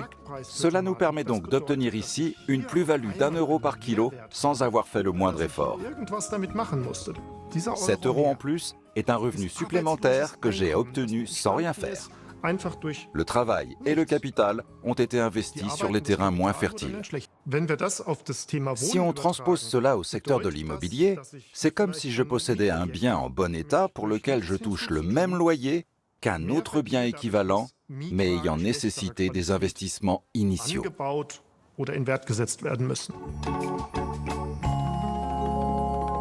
Il s'agit donc d'un problème structurel. Le sol devient un bien commercial très convoité. Et les prix des terrains augmentent avant même que les premiers coups de pioche ne soient donnés. Bon alors déjà, avant même qu'on attaque, ce passage il me déstabilise profondément parce que il est plein de convictions et ça me dérange profondément, surtout en matière économique. Personne ne sait de quoi demain est fait, pas même les experts, pas même moi d'ailleurs, personne ne sait. Surtout, je souhaite que tu n'aies jamais aucune de ces convictions. La seule chose que tu sais avec certitude, c'est que tu ne sais rien. Et il n'y a rien qui dit qu'en 2050, tout le monde voudra vivre en ville. Entre-temps, il va y avoir la révolution de l'intelligence artificielle, il va y avoir plein de choses qui vont se passer. On ne sait absolument pas ce qui va arriver. Peut-être que demain, il y aura une guerre et que la moitié de la population sera disséminée. Et que dans ces cas-là, il y aura largement de quoi loger tout le monde. Donc la réalité derrière ce que nous sommes en train d'évoquer là, c'est qu'en réalité, personne ne sait ce qui va se passer. Ensuite, ce qui me dérange profondément, c'est qu'on sous-entend que l'immobilier ne fait que monter, ce qui est absolument faux. Depuis ces dernières années, l'immobilier baisse énormément parce que les gouvernements mettent leur nez dans ce marché, qui est un marché au départ de gré à gré. Alors peut-être que c'est vrai que l'immobilier aurait continué de monter à des tarifs complètement délirants, mais moi je ne le crois pas. Je pense que les marchés finissent toujours par se réguler. D'ailleurs la preuve, les taux ont remonté et les vendeurs ont beau demander les prix qu'ils veulent, des prix complètement hallucinants. La réalité derrière l'actualité immobilière du moment, c'est qu'ils n'arrivent pas à vendre et que les prix sont extrêmement élevés et donc bloqués. Le marché est bloqué en ce moment, au moment où j'enregistre cette émission en tout cas. Donc pour moi, le message que je veux que tu gardes derrière tout ce que tu viens d'entendre, c'est que oui, il y a une mécanique immobilière qui existe. Oui, une raréfaction est en train de se mettre en place, mais elle existe avant tout parce que les gouvernements ont décidé qu'il ne fallait plus construire, parce qu'il y a une crise climatique. Alors, moi, je ne suis pas là pour parler de la crise climatique, cela ne me regarde pas, mais la vérité, c'est que si demain les gouvernements décidaient par tout hasard de relâcher les contraintes de la construction immobilière, eh bien les prix se restabiliseraient et le marché changerait du tout au tout aussi rapidement que ce qu'il a été arrêté. Donc, on n'est pas encore là pour parler de la crise climatique, j'insiste, parce que ce n'est pas le sujet de mon émission. Le sujet de l'émission, c'est est-ce qu'il y a une raréfaction des produits ? De mon point de vue, non. Parce que quand tu vois à quel point le marché ne trouve pas d'acquéreurs, eh bien la vérité, c'est que le discours qui est tenu, et c'est un reportage qui est récent, le discours qui est tenu dans ce reportage par rapport à la réalité du marché français, je ne suis pas en Allemagne, je suis en France, eh bien, il y a une dissonance. Ça n'est absolument pas conforme à ce qui est déclaré ici. Alors bien évidemment, ça va changer, ça va évoluer, j'en ai aussi conscience. Mais toi, ton travail, c'est de t'adapter. Et l'adaptation, c'est d'être en capacité de se dire, en ce moment, le marché est en baisse. Peut-être qu'il sera en hausse à nouveau, mais pour l'instant, il est en baisse. Et un marché en baisse, c'est un marché qui est plus difficile à travailler qu'un marché qui est en hausse. Et c'est une baisse qui précède, qui précède forcément une hausse, ça c'est sûr. C'est un marché aussi qui est en baisse parce que juste avant, il y a eu une énorme hausse qui a été due au Covid. Et c'est intéressant parce que justement, c'est ce que tu dois te dire. Les biens se vendaient mieux pendant le Covid alors que c'était plus cher qu'aujourd'hui alors que c'est moins cher. Pourquoi ? Parce que les taux étaient plus bas. Sauf que les taux sont arrivés au plus bas à nouveau de là où ils pouvaient aller. C'est-à-dire que là, on est redescendu à 3%. On n'ira plus aussi bas que ce qu'on a pu connaître avant. Et que là, maintenant, on est sur une stabilisation des taux. Et qu'en fait, il ne suffit plus que le marché des acquéreurs rencontre le marché des vendeurs pour que l'immobilier reparte. Et tant que les vendeurs n'accepteront pas de baisser leur prix, eh bien rien ne repartira. Donc toi qui écoutes cette émission, tu n'écoutes pas tous ces experts qui t'expliquent qu'en réalité, il y a une raréfaction et qu'il suffit d'acheter et d'attendre pour gagner de l'argent. Ça n'est absolument pas vrai. Il faut savoir qu'en immobilier, tu peux acheter et perdre de l'argent. Et surtout, tu dois être à l'écoute du marché et collé au marché. Si les prix baissent, tu dois baisser. Si tu veux vendre, si tu n'es pas pressé pour vendre, tu gardes. Mais chaque jour que tu passes, tu perds de l'argent. Et ça, c'est une notion que beaucoup de vendeurs n'arrivent pas à comprendre. Ce n'est pas en gardant et en attendant que ton prix de ton bien va monter en fait. Surtout dans un marché baissier. Vous devez comprendre que l'immobilier fluctue comme la bourse, comme tous les marchés, et que ça n'est pas garanti de gagner de l'argent en immobilier. Malheureusement, j'aimerais te dire le contraire, mais ce n'est pas le cas. C'est un métier difficile qui demande de la technicité, des connaissances, de la compréhension, et aussi, tu dois faire des efforts. Et c'est ce que je reproche à toutes ces émissions, et c'est la raison pour laquelle je fais ces contre-émissions, parce qu'à des moments, il y a des affirmations qui tiennent sur rien du tout. Il n'y a rien derrière ce qui vient d'être déclaré ici. Donc tu es libre d'y croire bien évidemment. Je ne possède pas la vérité universelle, mais je trouve quand même que c'est un petit peu tiré par les cheveux d'aller s'imaginer que c'est aussi facile que d'acheter et d'attendre. Si c'était le cas, tout le monde gagnerait de l'argent en immobilier. Et ce n'est pas le cas. Les constructions actuelles sont chères parce que d'abord le foncier est cher. Il y a eu une sorte de spéculation sur le foncier qui était très importante ces dernières années. Pourtant, mieux vaudrait construire beaucoup plus et surtout beaucoup moins cher. Outre le prix élevé des terrains, le secteur de la construction doit aussi faire face à d'autres problèmes. Pendant la pandémie de Covid-19, de nombreux projets de construction sont restés à l'arrêt et la main-d'œuvre a fait défaut. La guerre en Ukraine et la crise énergétique qui en a résulté ont également entraîné une forte hausse du prix des matériaux de construction à travers le monde, notamment du ciment, dont la production est particulièrement énergivore. Sans oublier la protection du climat qui fait exploser les coûts de construction. La crise du climat, c'est un enjeu qui se traduit entre autres par des normes. Donc ces normes surenchérissent le coût de la construction, mais avec raison. Rien qu'en Allemagne, il existe plus de 20 000 normes de construction, soit 4 fois plus qu'il y a quelques années. C'est un peu moins en France. Et ces coûts de construction élevés sont aussi dus au taux d'intérêt des crédits actuels. C'est une histoire de fragilité économique. Tous les investisseurs, privés entre autres, ne sont pas prêts à investir dans le logement, sachant que la rentabilité devient très faible. À partir de juillet 2022, la Banque centrale européenne a augmenté progressivement son taux directeur. Dès lors, celles et ceux qui voulaient emprunter de l'argent à la banque devaient payer des taux d'intérêt bien plus élevés qu'au cours des 14 années précédentes. Et même si les taux d'intérêt ont légèrement baissé depuis juin 2024, les investisseurs ont tendance à bouder l'immobilier. Cela pourrait-il désengorger le marché saturé ? La hausse des taux d'intérêt engendre une baisse de la demande, ou en tout cas un ralentissement de cette demande pour des actifs immobiliers qui rapportent des rendements locatifs. Donc on peut s'attendre à ce que les prix baissent. Le problème, c'est pas uniquement une baisse des prix, c'est qu'il faut également qu'il y ait une augmentation de l'offre. On est donc pris dans un véritable cercle vicieux. Ralentir les investissements immobiliers est certes une bonne chose, mais diminuer les constructions l'est beaucoup moins. Alors comment faire pour relancer l'offre sur le marché de l'immobilier ? Tout ce que tu viens d'écouter, c'est exactement l'ensemble des éléments qui ont conduit à la crise immobilière que nous sommes en train de connaître aujourd'hui. Crise immobilière qui est purement artificielle, je tiens à le préciser. C'est-à-dire qu'aujourd'hui, en quelques curseurs, tu peux entièrement relancer tout un marché qui pourrait relancer toute une économie. Et ce qui est extrêmement amusant, si tant est que je puis employer ces termes, c'est qu'en réalité, la situation qu'on est en train de vivre est exactement connectée à toutes les émissions que j'ai fait avant. Si tu suis mes podcasts avec assiduité, tu sais que je viens de boucler toute une série sur le déficit de la Grèce, le déficit de la France, les problèmes structurels dus à la dette que nous sommes en train de connaître. Bref, normalement, si tu suis, tu dois savoir où on en est. En réalité, cet épisode, qui peut paraître un nouvel épisode, est connecté à tout ça et c'est maintenant qu'il va se connecter. En fait, je peux complètement me tromper dans mon analyse, mais je ne peux m'empêcher de souligner l'étrange synchronicité qu'il peut y avoir entre l'effondrement du marché immobilier et l'effondrement de l'économie. Alors bien évidemment, ce serait arrogant de ma part de prétendre qu'il y a un lien entre l'effondrement du marché immobilier et l'effondrement de l'économie générale. Et pourtant, j'ose le dire, j'y vois personnellement un lien global. Aujourd'hui, nous sommes en train de traverser une grave crise en France qui s'aggrave par l'ensemble, oui, même je ne pourrais pas dire l'ensemble, par l'effondrement structurel de l'ensemble du système. Si, par exemple, le marché immobilier se portait à merveille, la crise de la dette de l'État serait un peu plus supportable. Parce qu'en fait, comme dans tous les livres de comptes, une comptabilité s'équilibre entre des gains et des pertes.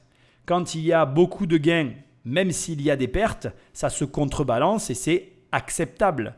Or là, l'économie au global est en perte. Elle est non seulement en perte de vitesse puisqu'elle est en décroissance depuis des années, mais comme ils viennent de te le dire, la décision d'augmenter les taux, la décision d'ajouter des contraintes dans le domaine de la construction, la décision d'encadrer les loyers, la décision de taper sur les métiers de l'immobilier, parce qu'il n'y a pas d'autre terme, en rajoutant des normes, en rajoutant des DPE, en rajoutant de la complexité, amène ce marché à un point de non-retour.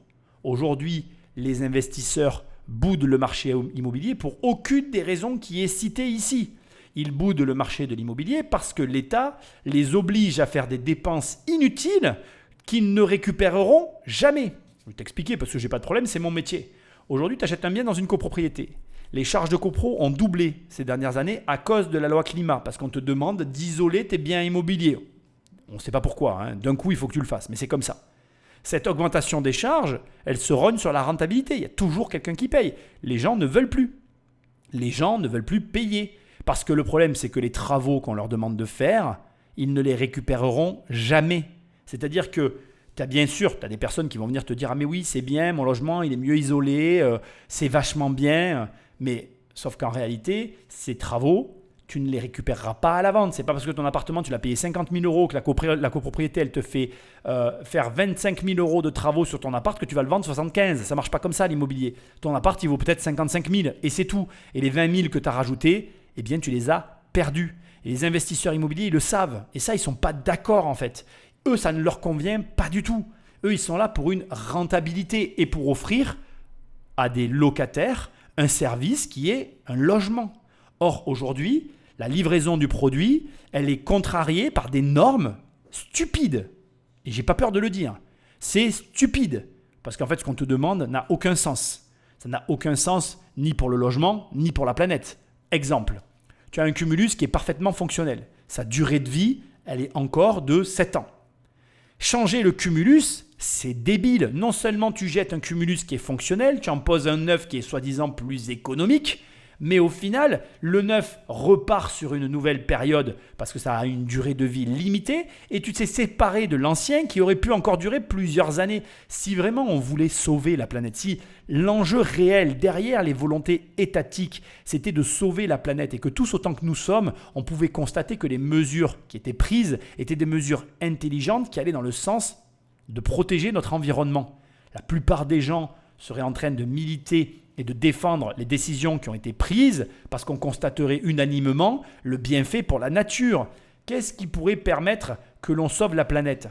Arrêter de consommer, arrêter de renouveler des produits que l'on a déjà, arrêter de construire de nouvelles choses et utiliser des anciennes pour fonctionner sur un espèce de stock de biens et services que l'on possède déjà, afin de limiter notre impact sur l'utilisation des ressources naturelles. Or, aujourd'hui, c'est tout l'inverse. On te demande de rajouter des travaux sur des biens qui fonctionnent déjà. Je veux dire, quand on te dit de faire une isolation par l'extérieur, mais ok, peut-être que le bâtiment en a besoin, mais le bâtiment, il n'est pas désuet pour autant. Il n'en a pas besoin à l'échelle à laquelle on l'impose. Et la réalité, c'est qu'il vaut mieux, même si je ne suis pas non plus d'accord avec ça, arrêter de construire qu'obliger tout le monde à rénover à tour de bras pour augmenter la production, encaisser plus de TVA, plus d'impôts et relancer peut-être l'économie. C'est sans doute ça, leur plan machiavélique qu'ils ont derrière la tête, mais sauf que ça ne marche plus. Puisqu'en fait, à vouloir toujours imposer plus de contraintes en augmentant les taxes, en augmentant l'administratif, en faisant finalement qu'embêter les propriétaires, ils ont réussi à les dégoûter de l'investissement et non pas à les inciter à venir sur le marché. Et alors c'est un paradoxe total puisqu'on arrive dans une phase où l'offre est tellement basse que finalement la demande n'arrive plus à trouver ni de biens qui conviennent, etc. En plus de ça, les anciens propriétaires, enfin les vendeurs actuels devrais-je dire, ils ont eu la chance d'avoir des taux tellement bas qu'ils peuvent tenir des prix très élevés, ce qui fait que le marché ne bouge pas. Et on se retrouve dans la situation dans laquelle on est, à savoir une situation où tout le monde se regarde un petit peu en chien de faïence en attendant qu'il y en ait un qui fasse un geste. Et en fait, personne ne fera rien parce que personne ne veut perdre d'argent. Donc on est vraiment dans, j'ai envie de dire, le burlesque le plus total, parce qu'aujourd'hui on a des États qui ont un plan, très bien, ils ont un plan, mais personne ne veut le suivre. On a une défaillance totale de logements sur le marché, et on a derrière des investisseurs qui boudent, alors je parle de la France, qui boudent bien évidemment des investissements pour des raisons évidentes, à savoir trop de complexité, trop de frais supplémentaires, trop d'inconnus, bref, on préfère ne plus rien faire, on verra bien où ça nous mène. Et aujourd'hui, cet attentéisme est en train de coûter très cher à la France parce qu'il arrive en même temps qu'une crise de la dette qui, elle, aurait bien besoin de liquidités pour permettre justement d'avoir un peu d'air et de prendre de vraies décisions réfléchies. Alors que là, comme tout s'effondre en même temps, ce qui est d'ailleurs presque providentiel, eh bien, ça pourrait créer l'effondrement littéralement de la France. Alors moi, je ne suis pas en train de dire que la France va s'effondrer. Je l'ai dit dans la précédente émission, je pense qu'on en a encore pour 5 à 10 ans. Toi, tu dois anticiper cette situation, c'est-à-dire que tu sais que de cette émission, dans les prochaines années, il va y avoir des problématiques. Et qu'est-ce qui me fait dire ça ? La réaction des gens. Regarde autour de toi, les gens te disent « mais non, on ne va pas la payer, la dette ». Les gens sont encore dans le déni de la réalité. Et ce déni me fait me dire que c'est obligé que ça va mal finir. Parce que, réfléchis une seconde et tu seras, je pense, d'accord avec moi, c'est comme ça que ça marche en fait. Quand les gens refusent de voir l'évidence, c'est que c'est vraiment une évidence.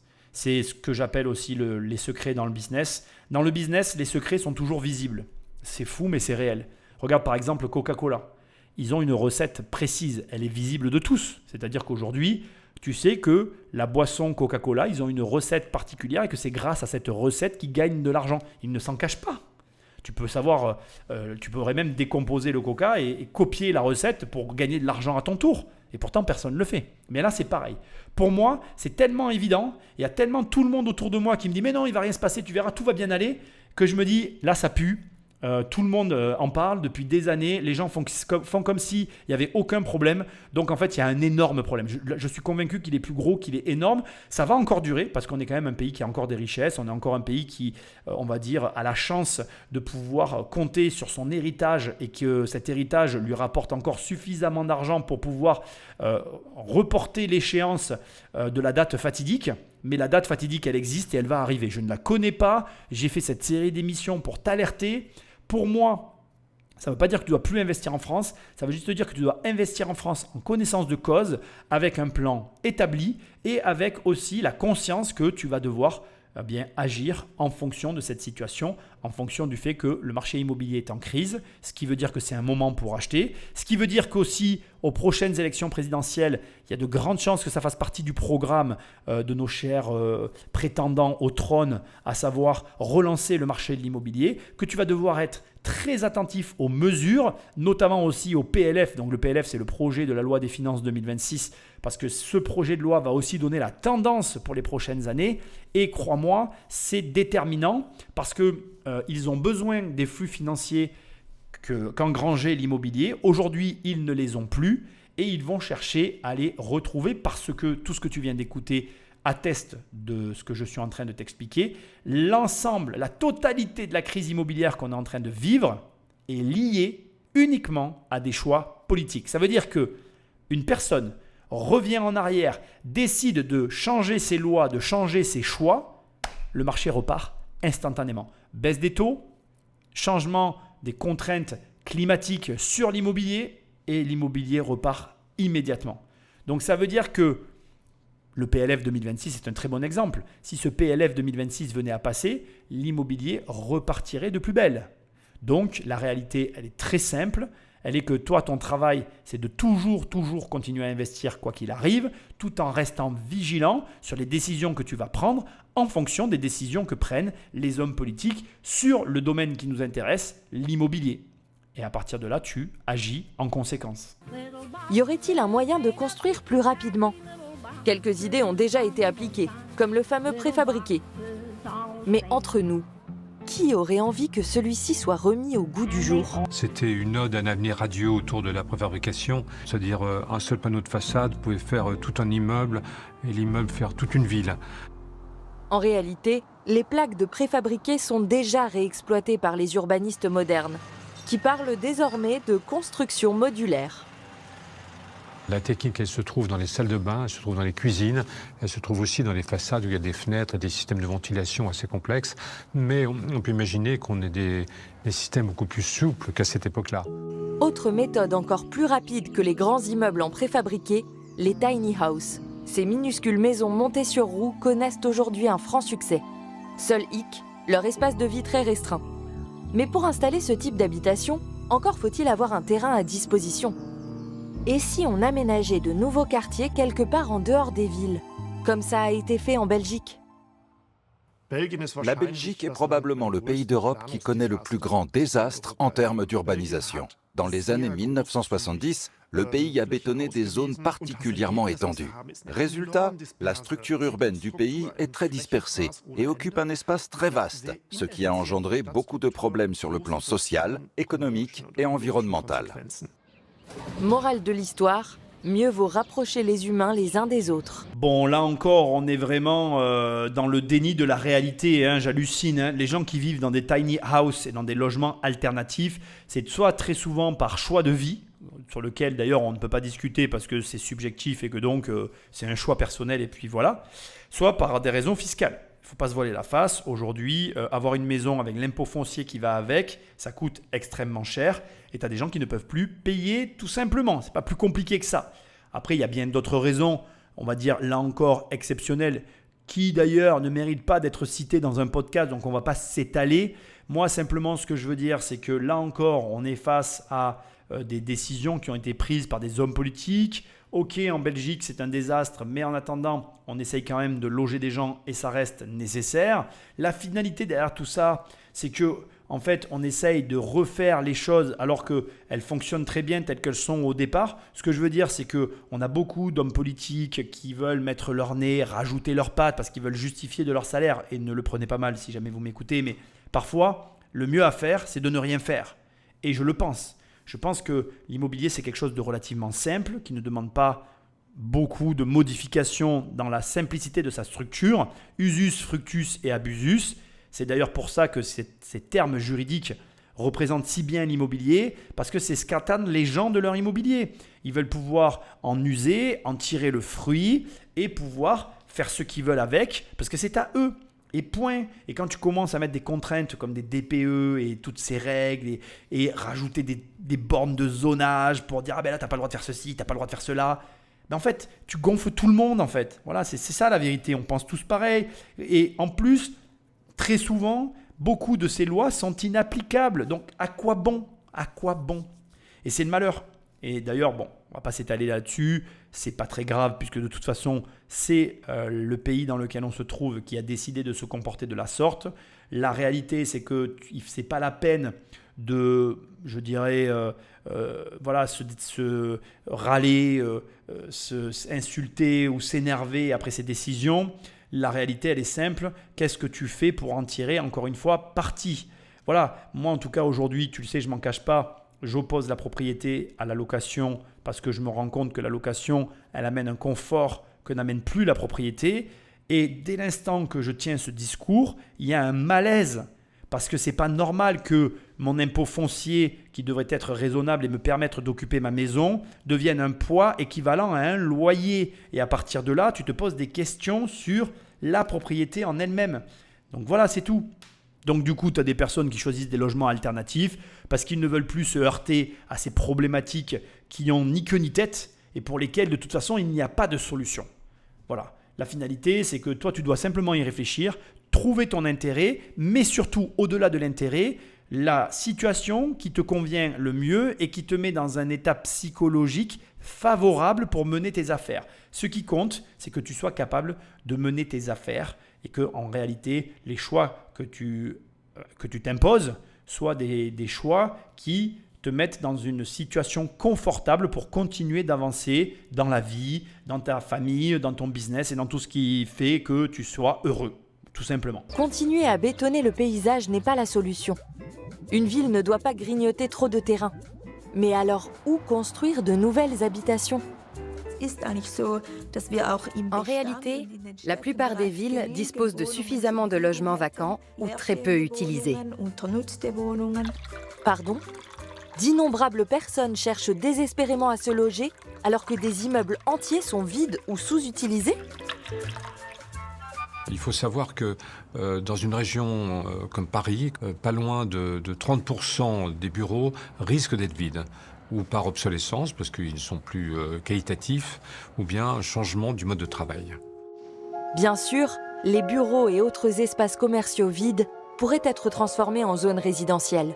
Mais une telle restructuration requiert énormément de temps et d'argent. Et il est beaucoup plus difficile d'obtenir des autorisations pour convertir un bâtiment de bureau en logement que d'en construire un neuf. Sans compter que la restructuration d'un ancien immeuble est particulièrement complexe. Ce type de projet est donc peu rentable. Ces transformations, toutes ces mutations qui portent ces gisements doivent se faire avec l'aide administrative et réglementaire de l'État. En d'autres termes, il faudrait se servir de l'argent du contribuable pour transformer d'anciens bâtiments. Le problème, c'est que si cette opération est déjà trop coûteuse pour le secteur privé, elle sera d'autant plus déficitaire pour les villes et autres collectivités locales. Ce n'est pas de l'argent perdu, car une foule de personnes a besoin de logements à loyer modéré. Souvent, cette pratique permet aux habitants de rester en ville, où elles peuvent trouver un emploi plus facilement.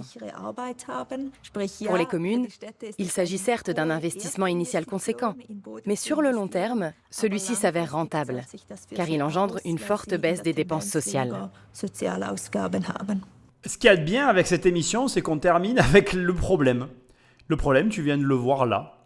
Voilà, en fait, t'as des gars, des gens qui n'ont jamais rien fait de leur vie. Le prenez pas mal d'ailleurs, je veux insulter personne, mais parce que le pire, c'est ça qui me rend le plus malade, c'est que ça part d'un bon sentiment. Ces gens, ils réfléchissent. Hein. Voilà, il ferait mieux de rien faire, mais ils réfléchissent. Hein. D'ailleurs, il ferait mieux de faire des choses dans leur vie, peut-être qu'ils réfléchiraient moins, qu'ils agiraient plus et qu'ils comprendraient le problème. En fait, c'est complètement faux ce qu'ils disent, mais c'est faux, mais du début jusqu'à la fin. La rentabilité, elle n'est pas liée au coût des travaux. La rentabilité, elle est liée au prix d'achat. Donc en fait, il n'y a rien qui est trop cher dans la vie. C'est-à-dire que, je vais le dire autrement parce que ce n'est pas très clair ce que je viens de dire, excuse-moi. En gros, on ne peut pas dire modifier des appartements, des bureaux en appartements, c'est trop cher et c'est pour ça que personne ne veut le faire. Non, c'est faux. Modifier des bureaux en appartements, c'est faisable, largement. Ce qui est trop cher, c'est le prix de vente. C'est à combien on vend les bureaux au départ. Et en réalité, le marché fait très bien son travail tout seul. Là encore, le réflexe habituel de nos élites, oui, l'État doit faire quelque chose, c'est à l'État de le faire, ça ne peut pas être les entreprises privées qui se mettent à faire ça, c'est pas possible. Mais si, en fait, ça se passera beaucoup mieux si c'est les entreprises privées qui le font. Tous les problèmes viennent de là. En fait, quand tu écoutes ces dirigeants qui nous dirigent, c'est pas un pléonasme, je l'ai fait volontairement parce que c'est pour dire ils devraient diriger plus leur vie et moins la nôtre en fait. Toutes les réponses à nos problèmes viennent de l'État. Sauf qu'en fait, à chaque fois qu'il y a l'État, ça se passe mal.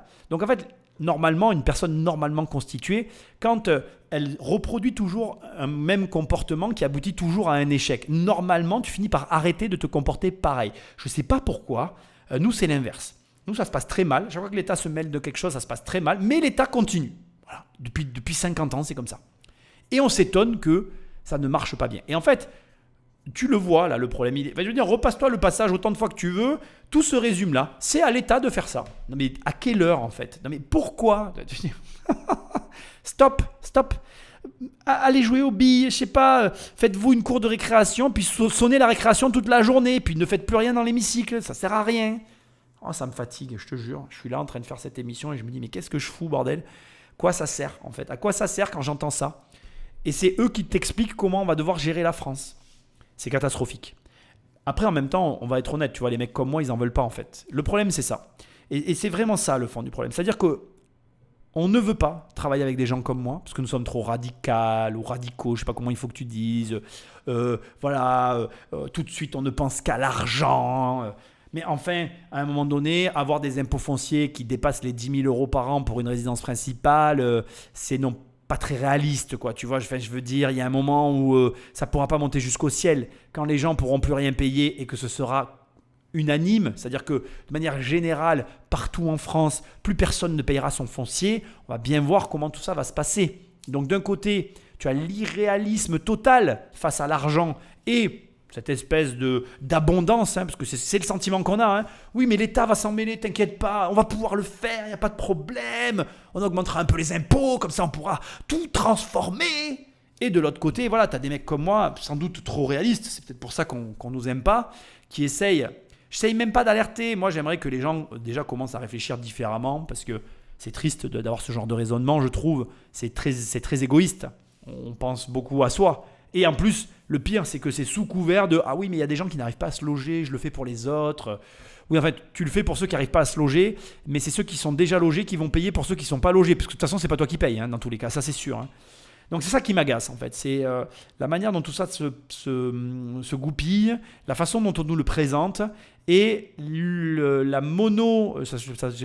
l'unicité de la solution qui est proposée, l'augmentation des impôts. Parce que là, si c'est l'État qui s'en mêle, c'est l'augmentation des impôts. Alors que si les sociétés mettaient leurs bureaux sur le marché, que tu laisses faire le marché, que effectivement les travaux sont trop chers, t'inquiète pas qu'ils vont avoir des offres en corrélation avec le coût des travaux en fait. Personne ne perd d'argent, enfin personne à part l'État. Donc c'est simple, pour que ça fonctionne, il suffit qu'il n'y ait juste pas l'État. Voilà. Après, au demeurant, je comprends que le logement soit une problématique à laquelle on veuille s'attaquer, mais le problème encore une fois c'est qu'on le prend sous un mauvais angle et qu'on ne tient pas compte de la réalité du marché. Et la réalité du marché, c'est que le marché n'a pas besoin de l'État pour se réguler. Et plus c'est l'État qui régule le marché, plus en réalité, il le dérégule. Et je sais que c'est compliqué à comprendre. Mais regarde, aujourd'hui, on nous met des permis de louer, on nous met des plafonnements de loyer, on nous met des DPE. Finalité, il n'y a plus personne qui veut venir. Il n'y a plus personne qui veut faire d'immobilier, en fait. Et tu te retrouves d'un côté avec des mecs qui vendent, ils n'ont pas d'acquéreurs. Tu te retrouves de l'autre côté avec des acheteurs. Les prix sont tellement élevés qu'ils n'arrivent pas à acheter. Les banques, les banques, elles ne veulent pas prêter. Et toi, tu es là et tu te dis, mais en fait, on fait quoi là? Ça va durer combien de temps l'affaire? Et on se pose tous la question. Et donc, bon, je te le dis, de toute façon, on est dans un moment pivot, charnier, où de toute manière, on arrive à la fin d'un cycle, la fin d'une royauté écrasante qui va déboucher sur un changement global, puisque tu vois bien que les politiques qui sont menées en Europe depuis ces dernières années sont plutôt catastrophiques et de façon unanime, même les pays aux alentours se demandent ce qu'on est en train de foutre. Tout le monde se pose des questions sur l'Europe, à part nous, mais c'est comme ça. Donc ça va se redresser, moi j'en suis certain, parce qu'à un moment donné, quand tu touches le fond, tu es au fond, en fait, tu n'iras pas plus au fond. Donc ça va forcément évoluer dans le bon sens. Donc il ne faut pas désespérer, il faut garder le cap. Et comme je te le dis depuis le début de toutes ces émissions, y compris celle de la dette, il faut juste que tu aies un plan cohérent, en gardant en tête qu'en France, il y a des opportunités par rapport à tout ce qu'on est en train de voir, parce que comme je le répète depuis toujours, les appartements avec mauvais DPE, etc., c'est des opportunités en or. Et de l'autre côté, il faut quand même que tu te prévois une petite bouée de sauvetage, un petit parachute, au cas où vraiment ça périclite, histoire que tu n'aies pas le bec dans l'eau. En tout cas, c'est ce que je te souhaite. Mais alors pourquoi tant de villes ont-elles vendu par le passé autant de logements ou de terrains constructibles? Les villes étaient dans le rouge et elles devaient trouver des fonds le plus rapidement possible. La vente de terrains et de logements était donc la solution la plus efficace. Si l'on regarde en arrière, on se rend compte qu'il s'agissait d'une très mauvaise décision. Ce sont les propriétaires de terrains qui décident de ce qui est construit dans nos villes. Et contrairement aux municipalités, les investisseurs privés ne bâtissent des logements que s'ils peuvent en tirer profit. Un marché non régulé fonctionne peut-être avec des biens économiques comme les pommes ou les voitures, mais pas avec les logements. qui constitue pourtant un besoin fondamental pour chacun d'entre nous. Non mais tu réalises le message qu'ils sont en train de faire passer. Donc d'un côté, on te le dit à demi-mot parce qu'on est quand même un peu gêné, mais les villes étaient obligées de vendre parce qu'elles avaient tellement mal géré leur budget que le seul moyen de se recaver, enfin de avoir de l'argent, c'était de vendre leurs propriétés. Mais en fait, tu comprends, les propriétaires, c'est les méchants capitalistes qui ont un souci économique et du coup, eux, il faudrait leur reprendre leur logement parce que c'est pas possible qu'en fait le logement soit lié à l'argent. Mais en fait, c'est insoluble de penser comme ça, parce que si tu redonnes les logements aux municipalités, comme elles ne savent pas gérer, de toute façon ça finira en faillite et donc ça finira mal. Et si tu le laisses aux propriétaires qui eux savent gérer, là ça sera bien géré et du coup c'est viable. Donc bref, je ne vais pas y passer des heures, de toute façon j'arrive même pas à comprendre comment on peut raisonner comme ça. Tout ça parce que c'est un problème fondamental, ok, mais si tu veux, fondamentalement, si c'est mal géré, il n'y a plus de problème fondamental. Je ne sais pas si tu vois ce que je veux dire, mais en fait, si tu confies des biens de première nécessité en gestion à des personnes irresponsables, l'histoire finira mal. Si tu proposes des biens fondamentaux à des gens qui savent gérer, l'histoire finira bien. Pour quelle raison tu voudrais que ce soit des gens irresponsables qui gèrent tes biens et qui fassent que l'histoire se finisse mal? Si quelqu'un a la réponse, faites-le moi savoir, parce que ça m'échappe totalement. Mais c'est une idéologie dangereuse qui omet tous les avantages à être gérés par le parc privé et qui surtout met en avant une seule et unique solution en oubliant de préciser que, en réalité, si on en est là, c'est quand même grâce à ces mêmes personnes qui n'ont pas été capables de gérer. Donc, moi je veux dire, quand c'est à la fois toi la cause et le résultat, enfin la cause et la conséquence, je ne sais même pas comment il faut dire, enfin que je veux dire qu'en gros que c'est toi le problème, mais au moins aie l'honnêteté de reconnaître tes torts. Et d'ailleurs, j'en profite pour te tendre la perche, c'est exactement ce que tu dois faire. Dans la vie, il faut être capable de se dire, ok, ça c'est en dehors de mes compétences, je vais déléguer, je vais apprendre, je vais m'en référer à quelqu'un qui va m'expliquer. Il y a tellement de gens qui ne savent pas le faire, d'ailleurs regarde, à commencer par nos dirigeants, qu'en réalité beaucoup de problèmes découlent simplement de cet ego surdimensionné qui nous empêche de nous faire accompagner. Donc voilà, formation, livre, tu sais quoi, tu vas sur immobiliercompagnie.com, je peux t'aider et je te propose tellement de choix à ce niveau-là que franchement si tu le fais pas, c'est que je peux pas t'aider plus. La ville de Vienne a toutefois démontré qu'une autre solution était possible. Grâce à ses universités, son offre culturelle et ses attractions touristiques, la capitale autrichienne a tout pour faire exploser les prix de l'immobilier. C'est d'ailleurs à Vienne que les appartements se vendent le plus cher. Et pourtant, la ville compte une foule de logements au loyer abordable. Quel est donc son secret ? La ville de Vienne a mené pendant très longtemps une politique foncière et immobilière très stratégique. Et elle est aujourd'hui l'un des plus grands propriétaires de logements d'Europe. Ce statut lui permet donc de décider pleinement de l'exploitation des terrains. Vienne possède environ 220 000 logements communaux et a subventionné la construction de 200 000 autres, à condition que les propriétaires s'engagent à percevoir des loyers abordables sur le long terme.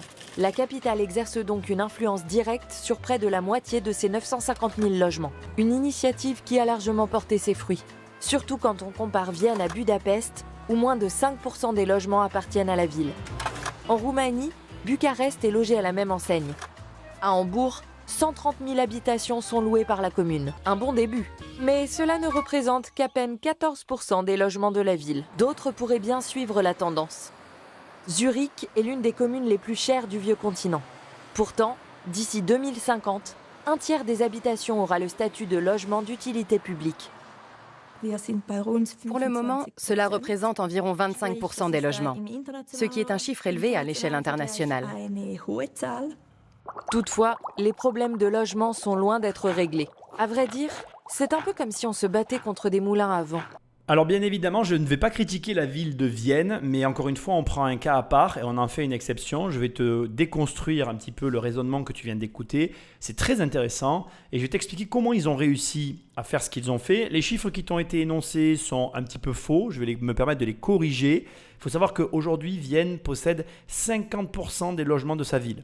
Donc soit elle les possède totalement, soit elle les possède partiellement. Il faut comprendre que c'est un héritage historique de l'après-guerre mondiale et que la municipalité socio-démocrate, donc Vienne-le-Rouge, a lancé à l'époque un vaste programme de construction de 65 000 logements qui avait été financé par des taxes progressives sur les riches et les produits de luxe. Donc tous ces ensembles qui ont été faits, eh bien aujourd'hui, ils sont le socle de la richesse de l'immobilier, enfin de la richesse de la municipalité et ont permis la richesse de l'immobilier viennois, enfin de la ville. Bon bref, tu as compris ce que je voulais dire. En gros, à l'époque, grâce à des taxes, ils ont réinvesti intelligemment leur argent. Ça a créé un flux financier conséquent et il faut savoir que derrière, ils ont refusé la politique de privatisation. Donc, à l'opposé de l'ensemble des capitales européennes, Vienne n'a jamais vendu son patrimoine public. Ça, c'est important de le préciser. Et très souvent, quand il va y avoir du patrimoine privé ou en tout cas de la privatisation, la ville va rester copropriétaire. Donc, ça veut dire qu'en gros, quand elle va vendre certains logements pour des raisons stratégiques, elle va garder 50% dans le bâtiment, toujours en pleine propriété. Et du coup, elle se refinance par la vente d'une partie du parc, mais elle reste, non pas majoritaire, mais équivalente avec les copropriétaires privés. Attends, c'est pas terminé. Il faut que tu saches que depuis la Seconde Guerre mondiale, la ville consacre un budget annuel de 400 millions d'euros à la construction de logements sociaux qui sont financés en partie par le parc immobilier que je t'ai énuméré et en partie par une taxe sur le revenu qui est prélevée dans toute l'Autriche. Donc il faut que tu comprennes qu'on est vraiment sur un système unique et que tu ne peux en rien le prendre comme exemple parce que ce système a une particularité. Premièrement, la politique du logement a été maintenue au fil des années alors que nous, et tu sais très bien qu'en France c'est comme ça, la gauche prend le pouvoir, elle défait tout ce que la droite avait mis en place. La droite prend le pouvoir, elle défait tout ce que la gauche avait mis en place. Ça, mais entre toi et moi, franchement, c'est la raison pour laquelle je déteste la politique. Je veux dire, demain, tu es dirigeant. Enfin, moi, en tout cas, demain, j'arrive au pouvoir. Les lois intelligentes, je ne les détricote pas. Je veux dire, je ne vais pas défaire ce qui a été fait. C'est du gaspillage financier. C'est vraiment d'une imbécilité sans nom.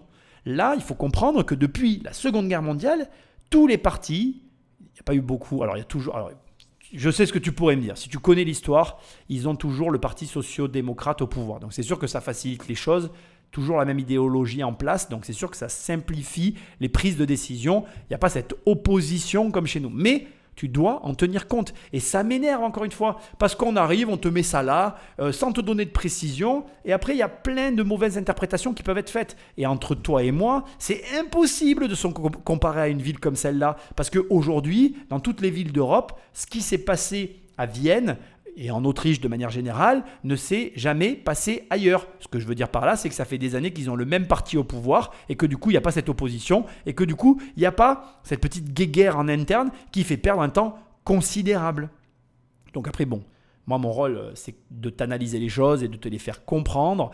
Là, j'espère que tu as mieux compris le modèle de Vienne. Je ne remets pas en cause le fait que c'est intéressant et qu'effectivement, c'est un bon modèle. Mais encore une fois, ils ont eu la présence d'esprit d'investir après la Première Guerre mondiale dans 65 000 logements qu'ils ont toujours gardés jusqu'à aujourd'hui. Donc, ils les ont amortis, réamortis, etc. Ça génère un flux financier, donc ils ne sont pas en perte comme nous, mais ils sont en bénéfice. Et donc, du coup, comme ils sont en bénéfice, ils peuvent réinvestir. Et du coup, tu comprends qu'en fait, notre situation est incomparable avec la leur. Et que comme nous, on a cédé notre patrimoine à un parc privé pour revenir au même système que le leur, soit il va falloir encore augmenter les impôts pour financer ces constructions par de la taxe, soit il va falloir destituer les propriétaires de leur propriété, ce qui s'appelle du vol. Et donc forcément, c'est une comparaison qui n'a aucun sens. Et ça m'agace, encore une fois, parce qu'on essaye de te faire passer des messages débiles. Donc toi, ton travail, c'est de faire exactement ce que je viens de te montrer. Quand quelqu'un te donne un argument, eh bien, analyse-le. Essaye de comprendre ce qu'on te cache, fais des recherches. Si tu n'as pas la possibilité de faire des recherches, tu vas dire à la personne, écoute, je ne peux pas te répondre, je reviendrai vers toi quand j'aurai plus d'éléments. Pour l'instant, on en reste là. Et là, je te parle de négociation, de discussion. Parce que là, tu vois, c'est ce que j'aime pas avec la télé, c'est ce que j'aime pas avec les reportages, etc. On te plante un truc, on te donne un exemple et en gros, voilà, ça c'est génial, tout le reste c'est bidon, il faut qu'on fasse comme ça. Oui, mais tu vois bien quand même que on n'est pas dans la même situation qu'eux et que ce n'est pas reproductible et qu'en conséquence de quoi, ça n'est pas un exemple. C'est un cas à part et voilà, c'est bien, ça existe, mais il fallait réfléchir. Voilà, c'est tout. On a des neurones, si elles se touchent, c'est mieux. Si elles se baladent chacun de leur côté, ça marche moins bien. Voilà. Et encore une fois, je le répète, mais je ne le dirai jamais assez, Les impôts ne sont pas la solution, même si eux ont réussi à financer leur parc de logements par la taxe sur les riches et les produits de luxe. Ils ont fait ça dans les années d'après-guerre, dans un climat où il y avait une explosion démographique, de la croissance. Aujourd'hui, on est dans un monde de décroissance et là encore, il faut le prendre en considération. Ça veut dire que la façon dont ils ont procédé à l'époque ne peut pas être la façon dont on va procéder aujourd'hui, puisque nous ne sommes pas dans les mêmes conditions de marché. C'est évident, mais je voulais te le préciser. Patrick Magnéto. Comment les municipalités peuvent-elles concurrencer des investisseurs aux moyens financiers colossaux ? On peut mettre en place une juridiction relative à la construction immobilière. C'est le levier le plus puissant. Un investisseur privé ne peut pas faire ça. Si la municipalité décide que tel ou tel prêt est désormais un terrain constructible, le prix de ce dernier augmente très rapidement. Une solution particulièrement rentable pour les communes. La ville investit ensuite cette plus-value dans des biens immobiliers comme celui-ci, afin de créer de nouveaux logements, ce qui engendre deux dynamiques tributaires l'une de l'autre. Si on construit de nouveaux logements sur des terrains vides, cela peut avoir des conséquences positives sur les quartiers déjà existants. En clair, si les municipalités parviennent à tirer profit des nouveaux quartiers périphériques, elles peuvent réinvestir cet argent dans l'achat d'appartements en centre-ville et les convertir en logements sociaux. Les municipalités peuvent intervenir partout où elles le souhaitent. Mais elles doivent agir de manière plus progressive, être plus actives et acquérir elles-mêmes des terrains pour les louer ensuite à des prix modérés. Ok, les municipalités pourraient donc faire bouger les choses. Et nous, ne pourrions-nous pas nous aussi modifier nos habitudes ? Est-ce vraiment indispensable de construire sa propre maison? Dans un nouveau quartier résidentiel, la plupart des pavillons sont sous-utilisés.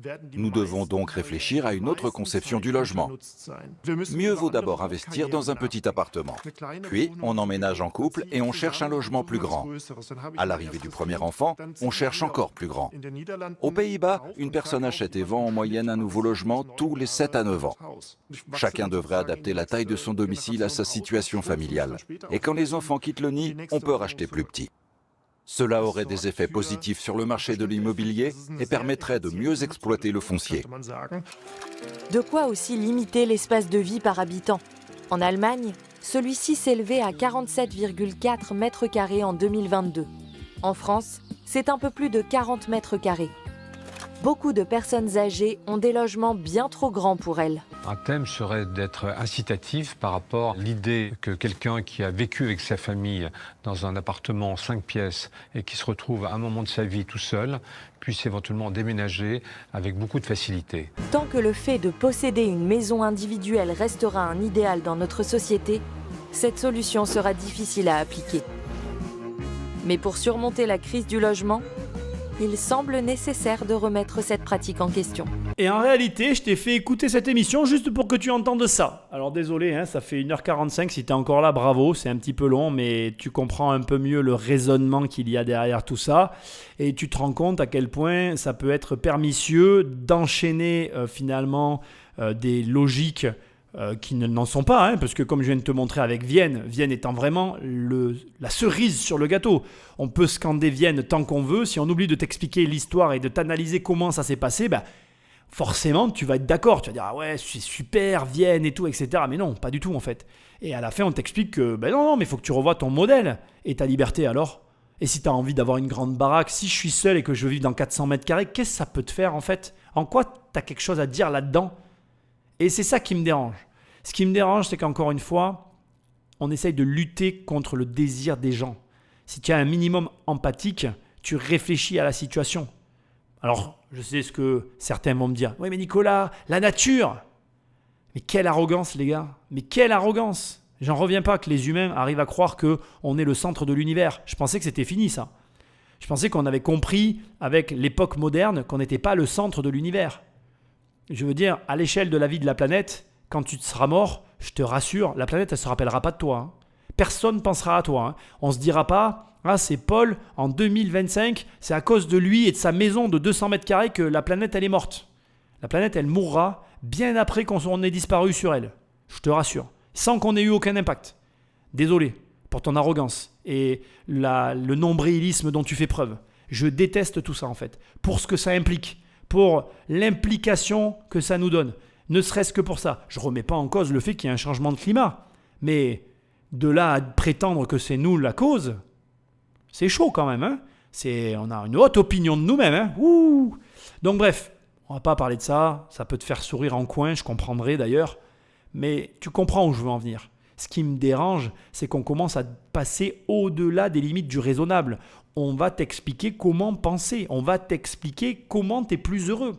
Et oui, peut-être que tu es attaché à la maison de famille qui appartenait à tes arrière-grands-parents, mais elle est trop grande, mon enfant. Tu comprends ? Non, ne reste pas dedans. Tu n'es pas bien. Là, dans l'EHPAD, tu seras bien, oui. Il y a des gens qui s'occuperont de toi. Alors, bon, ils te bousculeront un peu. Ils te demanderont de manger vite parce que tu n'es pas seul. Mais à un moment donné, allez, fais un effort. Je veux dire, pour sauver la planète.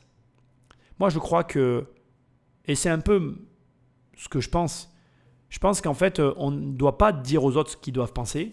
Je pense qu'on est assez grand pour prendre nos propres décisions, n'en déplaise à ces personnes-là qui ont fait beaucoup d'études. Parce que ce que tu ne sais pas, c'est que moi, quand j'enregistre les émissions, tu vois, je vois les images et je vois les études qu'ils ont faites. Certaines de ces personnes qui parlent, j'hallucine en fait. Des fois même, j'en suis même au point où à me demander si le fait de faire beaucoup de hautes études, ça ne te déconnecte pas totalement de la réalité. Je ne comprends pas en fait. Je me dis, mais c'est pas possible. Je ne vais pas donner de diplôme et d'appellation à ces personnes que tu as entendues dans ce reportage, mais je suis sincère avec toi, je suis déstabilisé. Je me dis que vraiment, j'ai un gros doute sur le fait que est-ce que ma fille doit vraiment faire des études pour ressembler à ça ? Je ne suis pas certain, parce que je ne les trouve pas brillants en fait, hein. Loin de là d'ailleurs, hein. Mais bon, c'est pas grave. Bon, on va en venir à notre position finale qui est la plus intéressante, toi et moi, quoi. Enfin toi surtout, parce que moi on s'en fout. Toi dans tout ça, qu'est-ce que tu dois faire ? Bon, si tu analyses la situation rapidement, tu vois bien que nos élites, ils n'ont d'élite que le titre qu'on leur donne. Hein, donc bon, je ne les considère pas comme des élites, mais ces gens-là qui réfléchissent beaucoup et qui n'agissent pas beaucoup, ont décidé que, pour je ne sais quelle raison, on allait devoir moins construire de logements. Ils ont décidé aussi qu'on allait devoir plus déménager. Ils ont aussi décidé que le logement, c'était très polluant et c'était un enjeu pour les populations futures. Mais ils n'entrevoient pas d'autres possibilités que de limiter les constructions, limiter la rénovation des logements, ou alors si on les rénove, c'est dans les conditions qu'ils nous imposent avec des coûts qui explosent. Donc, quand tu as un marché où l'offre ne cesse d'augmenter, non, c'est l'inverse, où la demande ne cesse d'augmenter et où l'offre se réduit, qu'est-ce qui se passe ? Donc là, aujourd'hui, tu sais très bien ce qu'ils sont en train de faire. Hein. Ils montent les taux pour faire baisser les prix, mais tu vois bien que les prix ne baissent pas. Mais à ton avis, pourquoi les prix ne baissent pas ? Parce que la demande, elle est toujours là, en fait. Et qu'en fait, ils peuvent tout vouloir, en fait. Hein. Ce ne sont pas des génies qui prennent des décisions et qu'elles s'appliquent le lendemain une fois qu'ils les ont prises. Hein. Ils prennent des décisions, c'est vrai, mais après, ils les confrontent au marché. Et si le marché décide que leur décision, elle est débile, le marché ne leur donneront pas ce qu'ils veulent, en fait. Tous dirigeants qui sont, encore une fois, ils ont le titre de dirigeant et d'élite, mais ils n'ont que le titre. Hein. Ce n'est pas pour ça qu'ils auront le dernier mot. Le dernier mot, c'est le marché qui l'aura. Donc, ce que j'essaie de t'expliquer. Alors, première phase, on va avoir les décès des baby-boomers qui ont bénéficié d'une liberté totale et à eux, on ne leur a pas dit « ta maison est trop grande hein. ». Ils pouvaient faire ce qu'ils voulaient. Ils vont décéder, on est moins nombreux qu'eux, mais ils étaient vraiment très très nombreux et en plus, ils ont accumulé beaucoup de richesses, ça va se répartir. Et ça va s'équilibrer. Il va y avoir une zone de turbulence. Et après, on va retomber dans un monde de décroissance. Ça veut dire qu'il y a deux options. À moyen et court terme, on va se choper une crise dans la figure. C'est à peu près sûr et certain. De quelle ampleur et comment, je ne le sais pas. En quelle date, je ne le sais pas. Est-ce qu'elle sera grave ? Je ne le sais pas. Je pense, moi, personnellement, que ça aura un impact sur l'Europe, surtout l'euro, la zone euro, et que soit la zone euro survivra, soit elle mourra. Voilà, c'est comme ça que ça va se passer, je pense. Quand, je ne sais pas, je la vois dans un horizon de 5 à 10 ans, pas avant, et dans cette zone-là. Je pense que là, ça va repartir. Là, on est dans une phase de crise. L'économie va repartir encore une dernière fois, parce que je pense qu'on a encore un peu de souffle.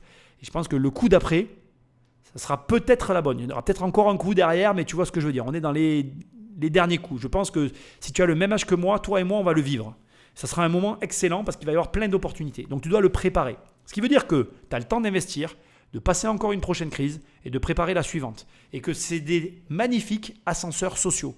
Les crises, je répète, ce sont de magnifiques ascenseurs sociaux qui te permettent d'engranger énormément de pognon. Donc il faut y aller, mec. Sortir, relever les manches au charbon, quoi. Donc tu prépares ça tu investis et tu comprends un peu ce qui est en train de se passer. Il faut garder un œil sur les politiques immobilières, bien évidemment, si elles gardent le même cap, à savoir bien la limitation du développement de l'immobilier. Si c'est le cas, l'immobilier continuera de prendre de la valeur, n'en déplaise à tous ceux qui essayent de le faire baisser. D'autant que, je le répète depuis très longtemps, en France, l'immobilier est très peu cher. Il ne tombera pas à des prix plus bas parce que quand tu regardes les prix de l'immobilier tout autour de chez nous, c'est plus cher partout sauf chez nous. Donc on est vraiment très bas en tarif, même si c'est cher pour un Français parce que malheureusement on ne gagne pas d'argent. Mais la vérité c'est que tu as encore des possibilités, tu as encore des affaires, il suffit juste que tu adoptes les bonnes stratégies et que tu aies conscience des enjeux économiques qui se jouent autour de toi et que du coup tu agisses en conséquence. L'opportunité de ces dernières années, ce sont les logements avec des DPE de mauvaise qualité parce que tu sais très bien que je crois et j'en suis convaincu qu'aux prochaines présidentielles, ce sera un enjeu électoral et qu'il y a des chances que cette loi, elle saute. Alors, elle peut ne pas sauter aussi, mais tu comprends ce que je veux dire. Et toi, ton rôle, c'est d'essayer d'anticiper ce genre d'événement. Parce que si cette loi, elle est reportée, annulée ou transformée, bien, tous ceux qui auront acheté comme moi des logements en F auront fait des affaires excellentes. Et après, tu auras des gens qui me diront « Ah oui, mais toi, tu as profité de ceci, de cela. Ah oui, mais tu as le même âge que moi. Tu pouvais le faire en fait. Bon, pourquoi tu ne l'as pas fait ?» C'est aussi simple que ça. Ne te pose pas plus de questions. Donc cette émission aura duré 2 heures. Ça faisait très longtemps que je n'avais pas fait un podcast aussi long. Je suis ravi de l'avoir fait. J'espère que ça t'aura aidé à comprendre et à réfléchir à tous les enjeux. J'espère que tu prends conscience que la crise immobilière qu'on est en train de vivre, elle arrive en même temps que la crise économique que nous sommes en train de vivre, que c'est un facteur aggravant et que c'est justement le fait que tous ces éléments arrivent en même temps qui peuvent nous entraîner au fond du précipice, comme d'ailleurs, et c'est paradoxal, il suffit qu'il y ait un élément qui reparte pour que tout reparte. Moi, je pense quand même qu'on ne va pas encore s'effondrer aujourd'hui, parce que quand je regarde autour de moi, il y a encore de l'activité et il y a encore de l'argent. Je pense qu'on a encore quelques années devant nous, mais qu'il faut quand même, comme je te le dis depuis un certain temps maintenant, se préparer une porte de sortie et avoir un vrai plan par rapport à tout ça. Et je pense que de toute façon, avec tout le contenu que je produis, ainsi que les livres, les formations et tout ce que je te propose, tu as largement de quoi te préparer, te former, t'informer pour justement mettre en place les actions qu'il faut pour éviter la caca, la tata, la caca, catastrophe. Écoute, ça m'a fait hyper plaisir de faire cette émission-là parce que je trouve quand même que c'est très intéressant de comprendre les enjeux qu'il y a autour de l'immobilier. Tu vois bien que c'est un enjeu politique, que c'est un enjeu fort, que ça va continuer à le rester parce que c'est au cœur de notre, comme je te l'ai expliqué dans l'émission, de notre mode opératoire. Tu construis ta vie autour de ton logement. Donc forcément, ça prend une place importante dans la vie de la plupart des gens. Du coup, ça veut dire que quoi que tu décides dans les investissements que tu vas mener pour tes finances, de l'immobilier, tu devras obtenir, avoir, encaisser, gérer parce que l'immobilier reste un des actifs qui te protège de l'inflation et qui te permet de t'enrichir plus rapidement que ce que tu crois, même si ça s'apprécie sur le temps long. Like, partage, laisse-moi des commentaires là où tu m'écoutes, profite de tes vacances, pense au séminaire parce qu'il y a encore quelques places de disponibles. Le code promotionnel c'est DRSA2, les initiales de mon livre Devenir riche sans argent avec le chiffre 2. Si jamais les places ont été prises, tu mets le chiffre 3. C'est aussi un code promo pour avoir un prix sur les places. Et je te dis à très bientôt dans une prochaine émission. Salut!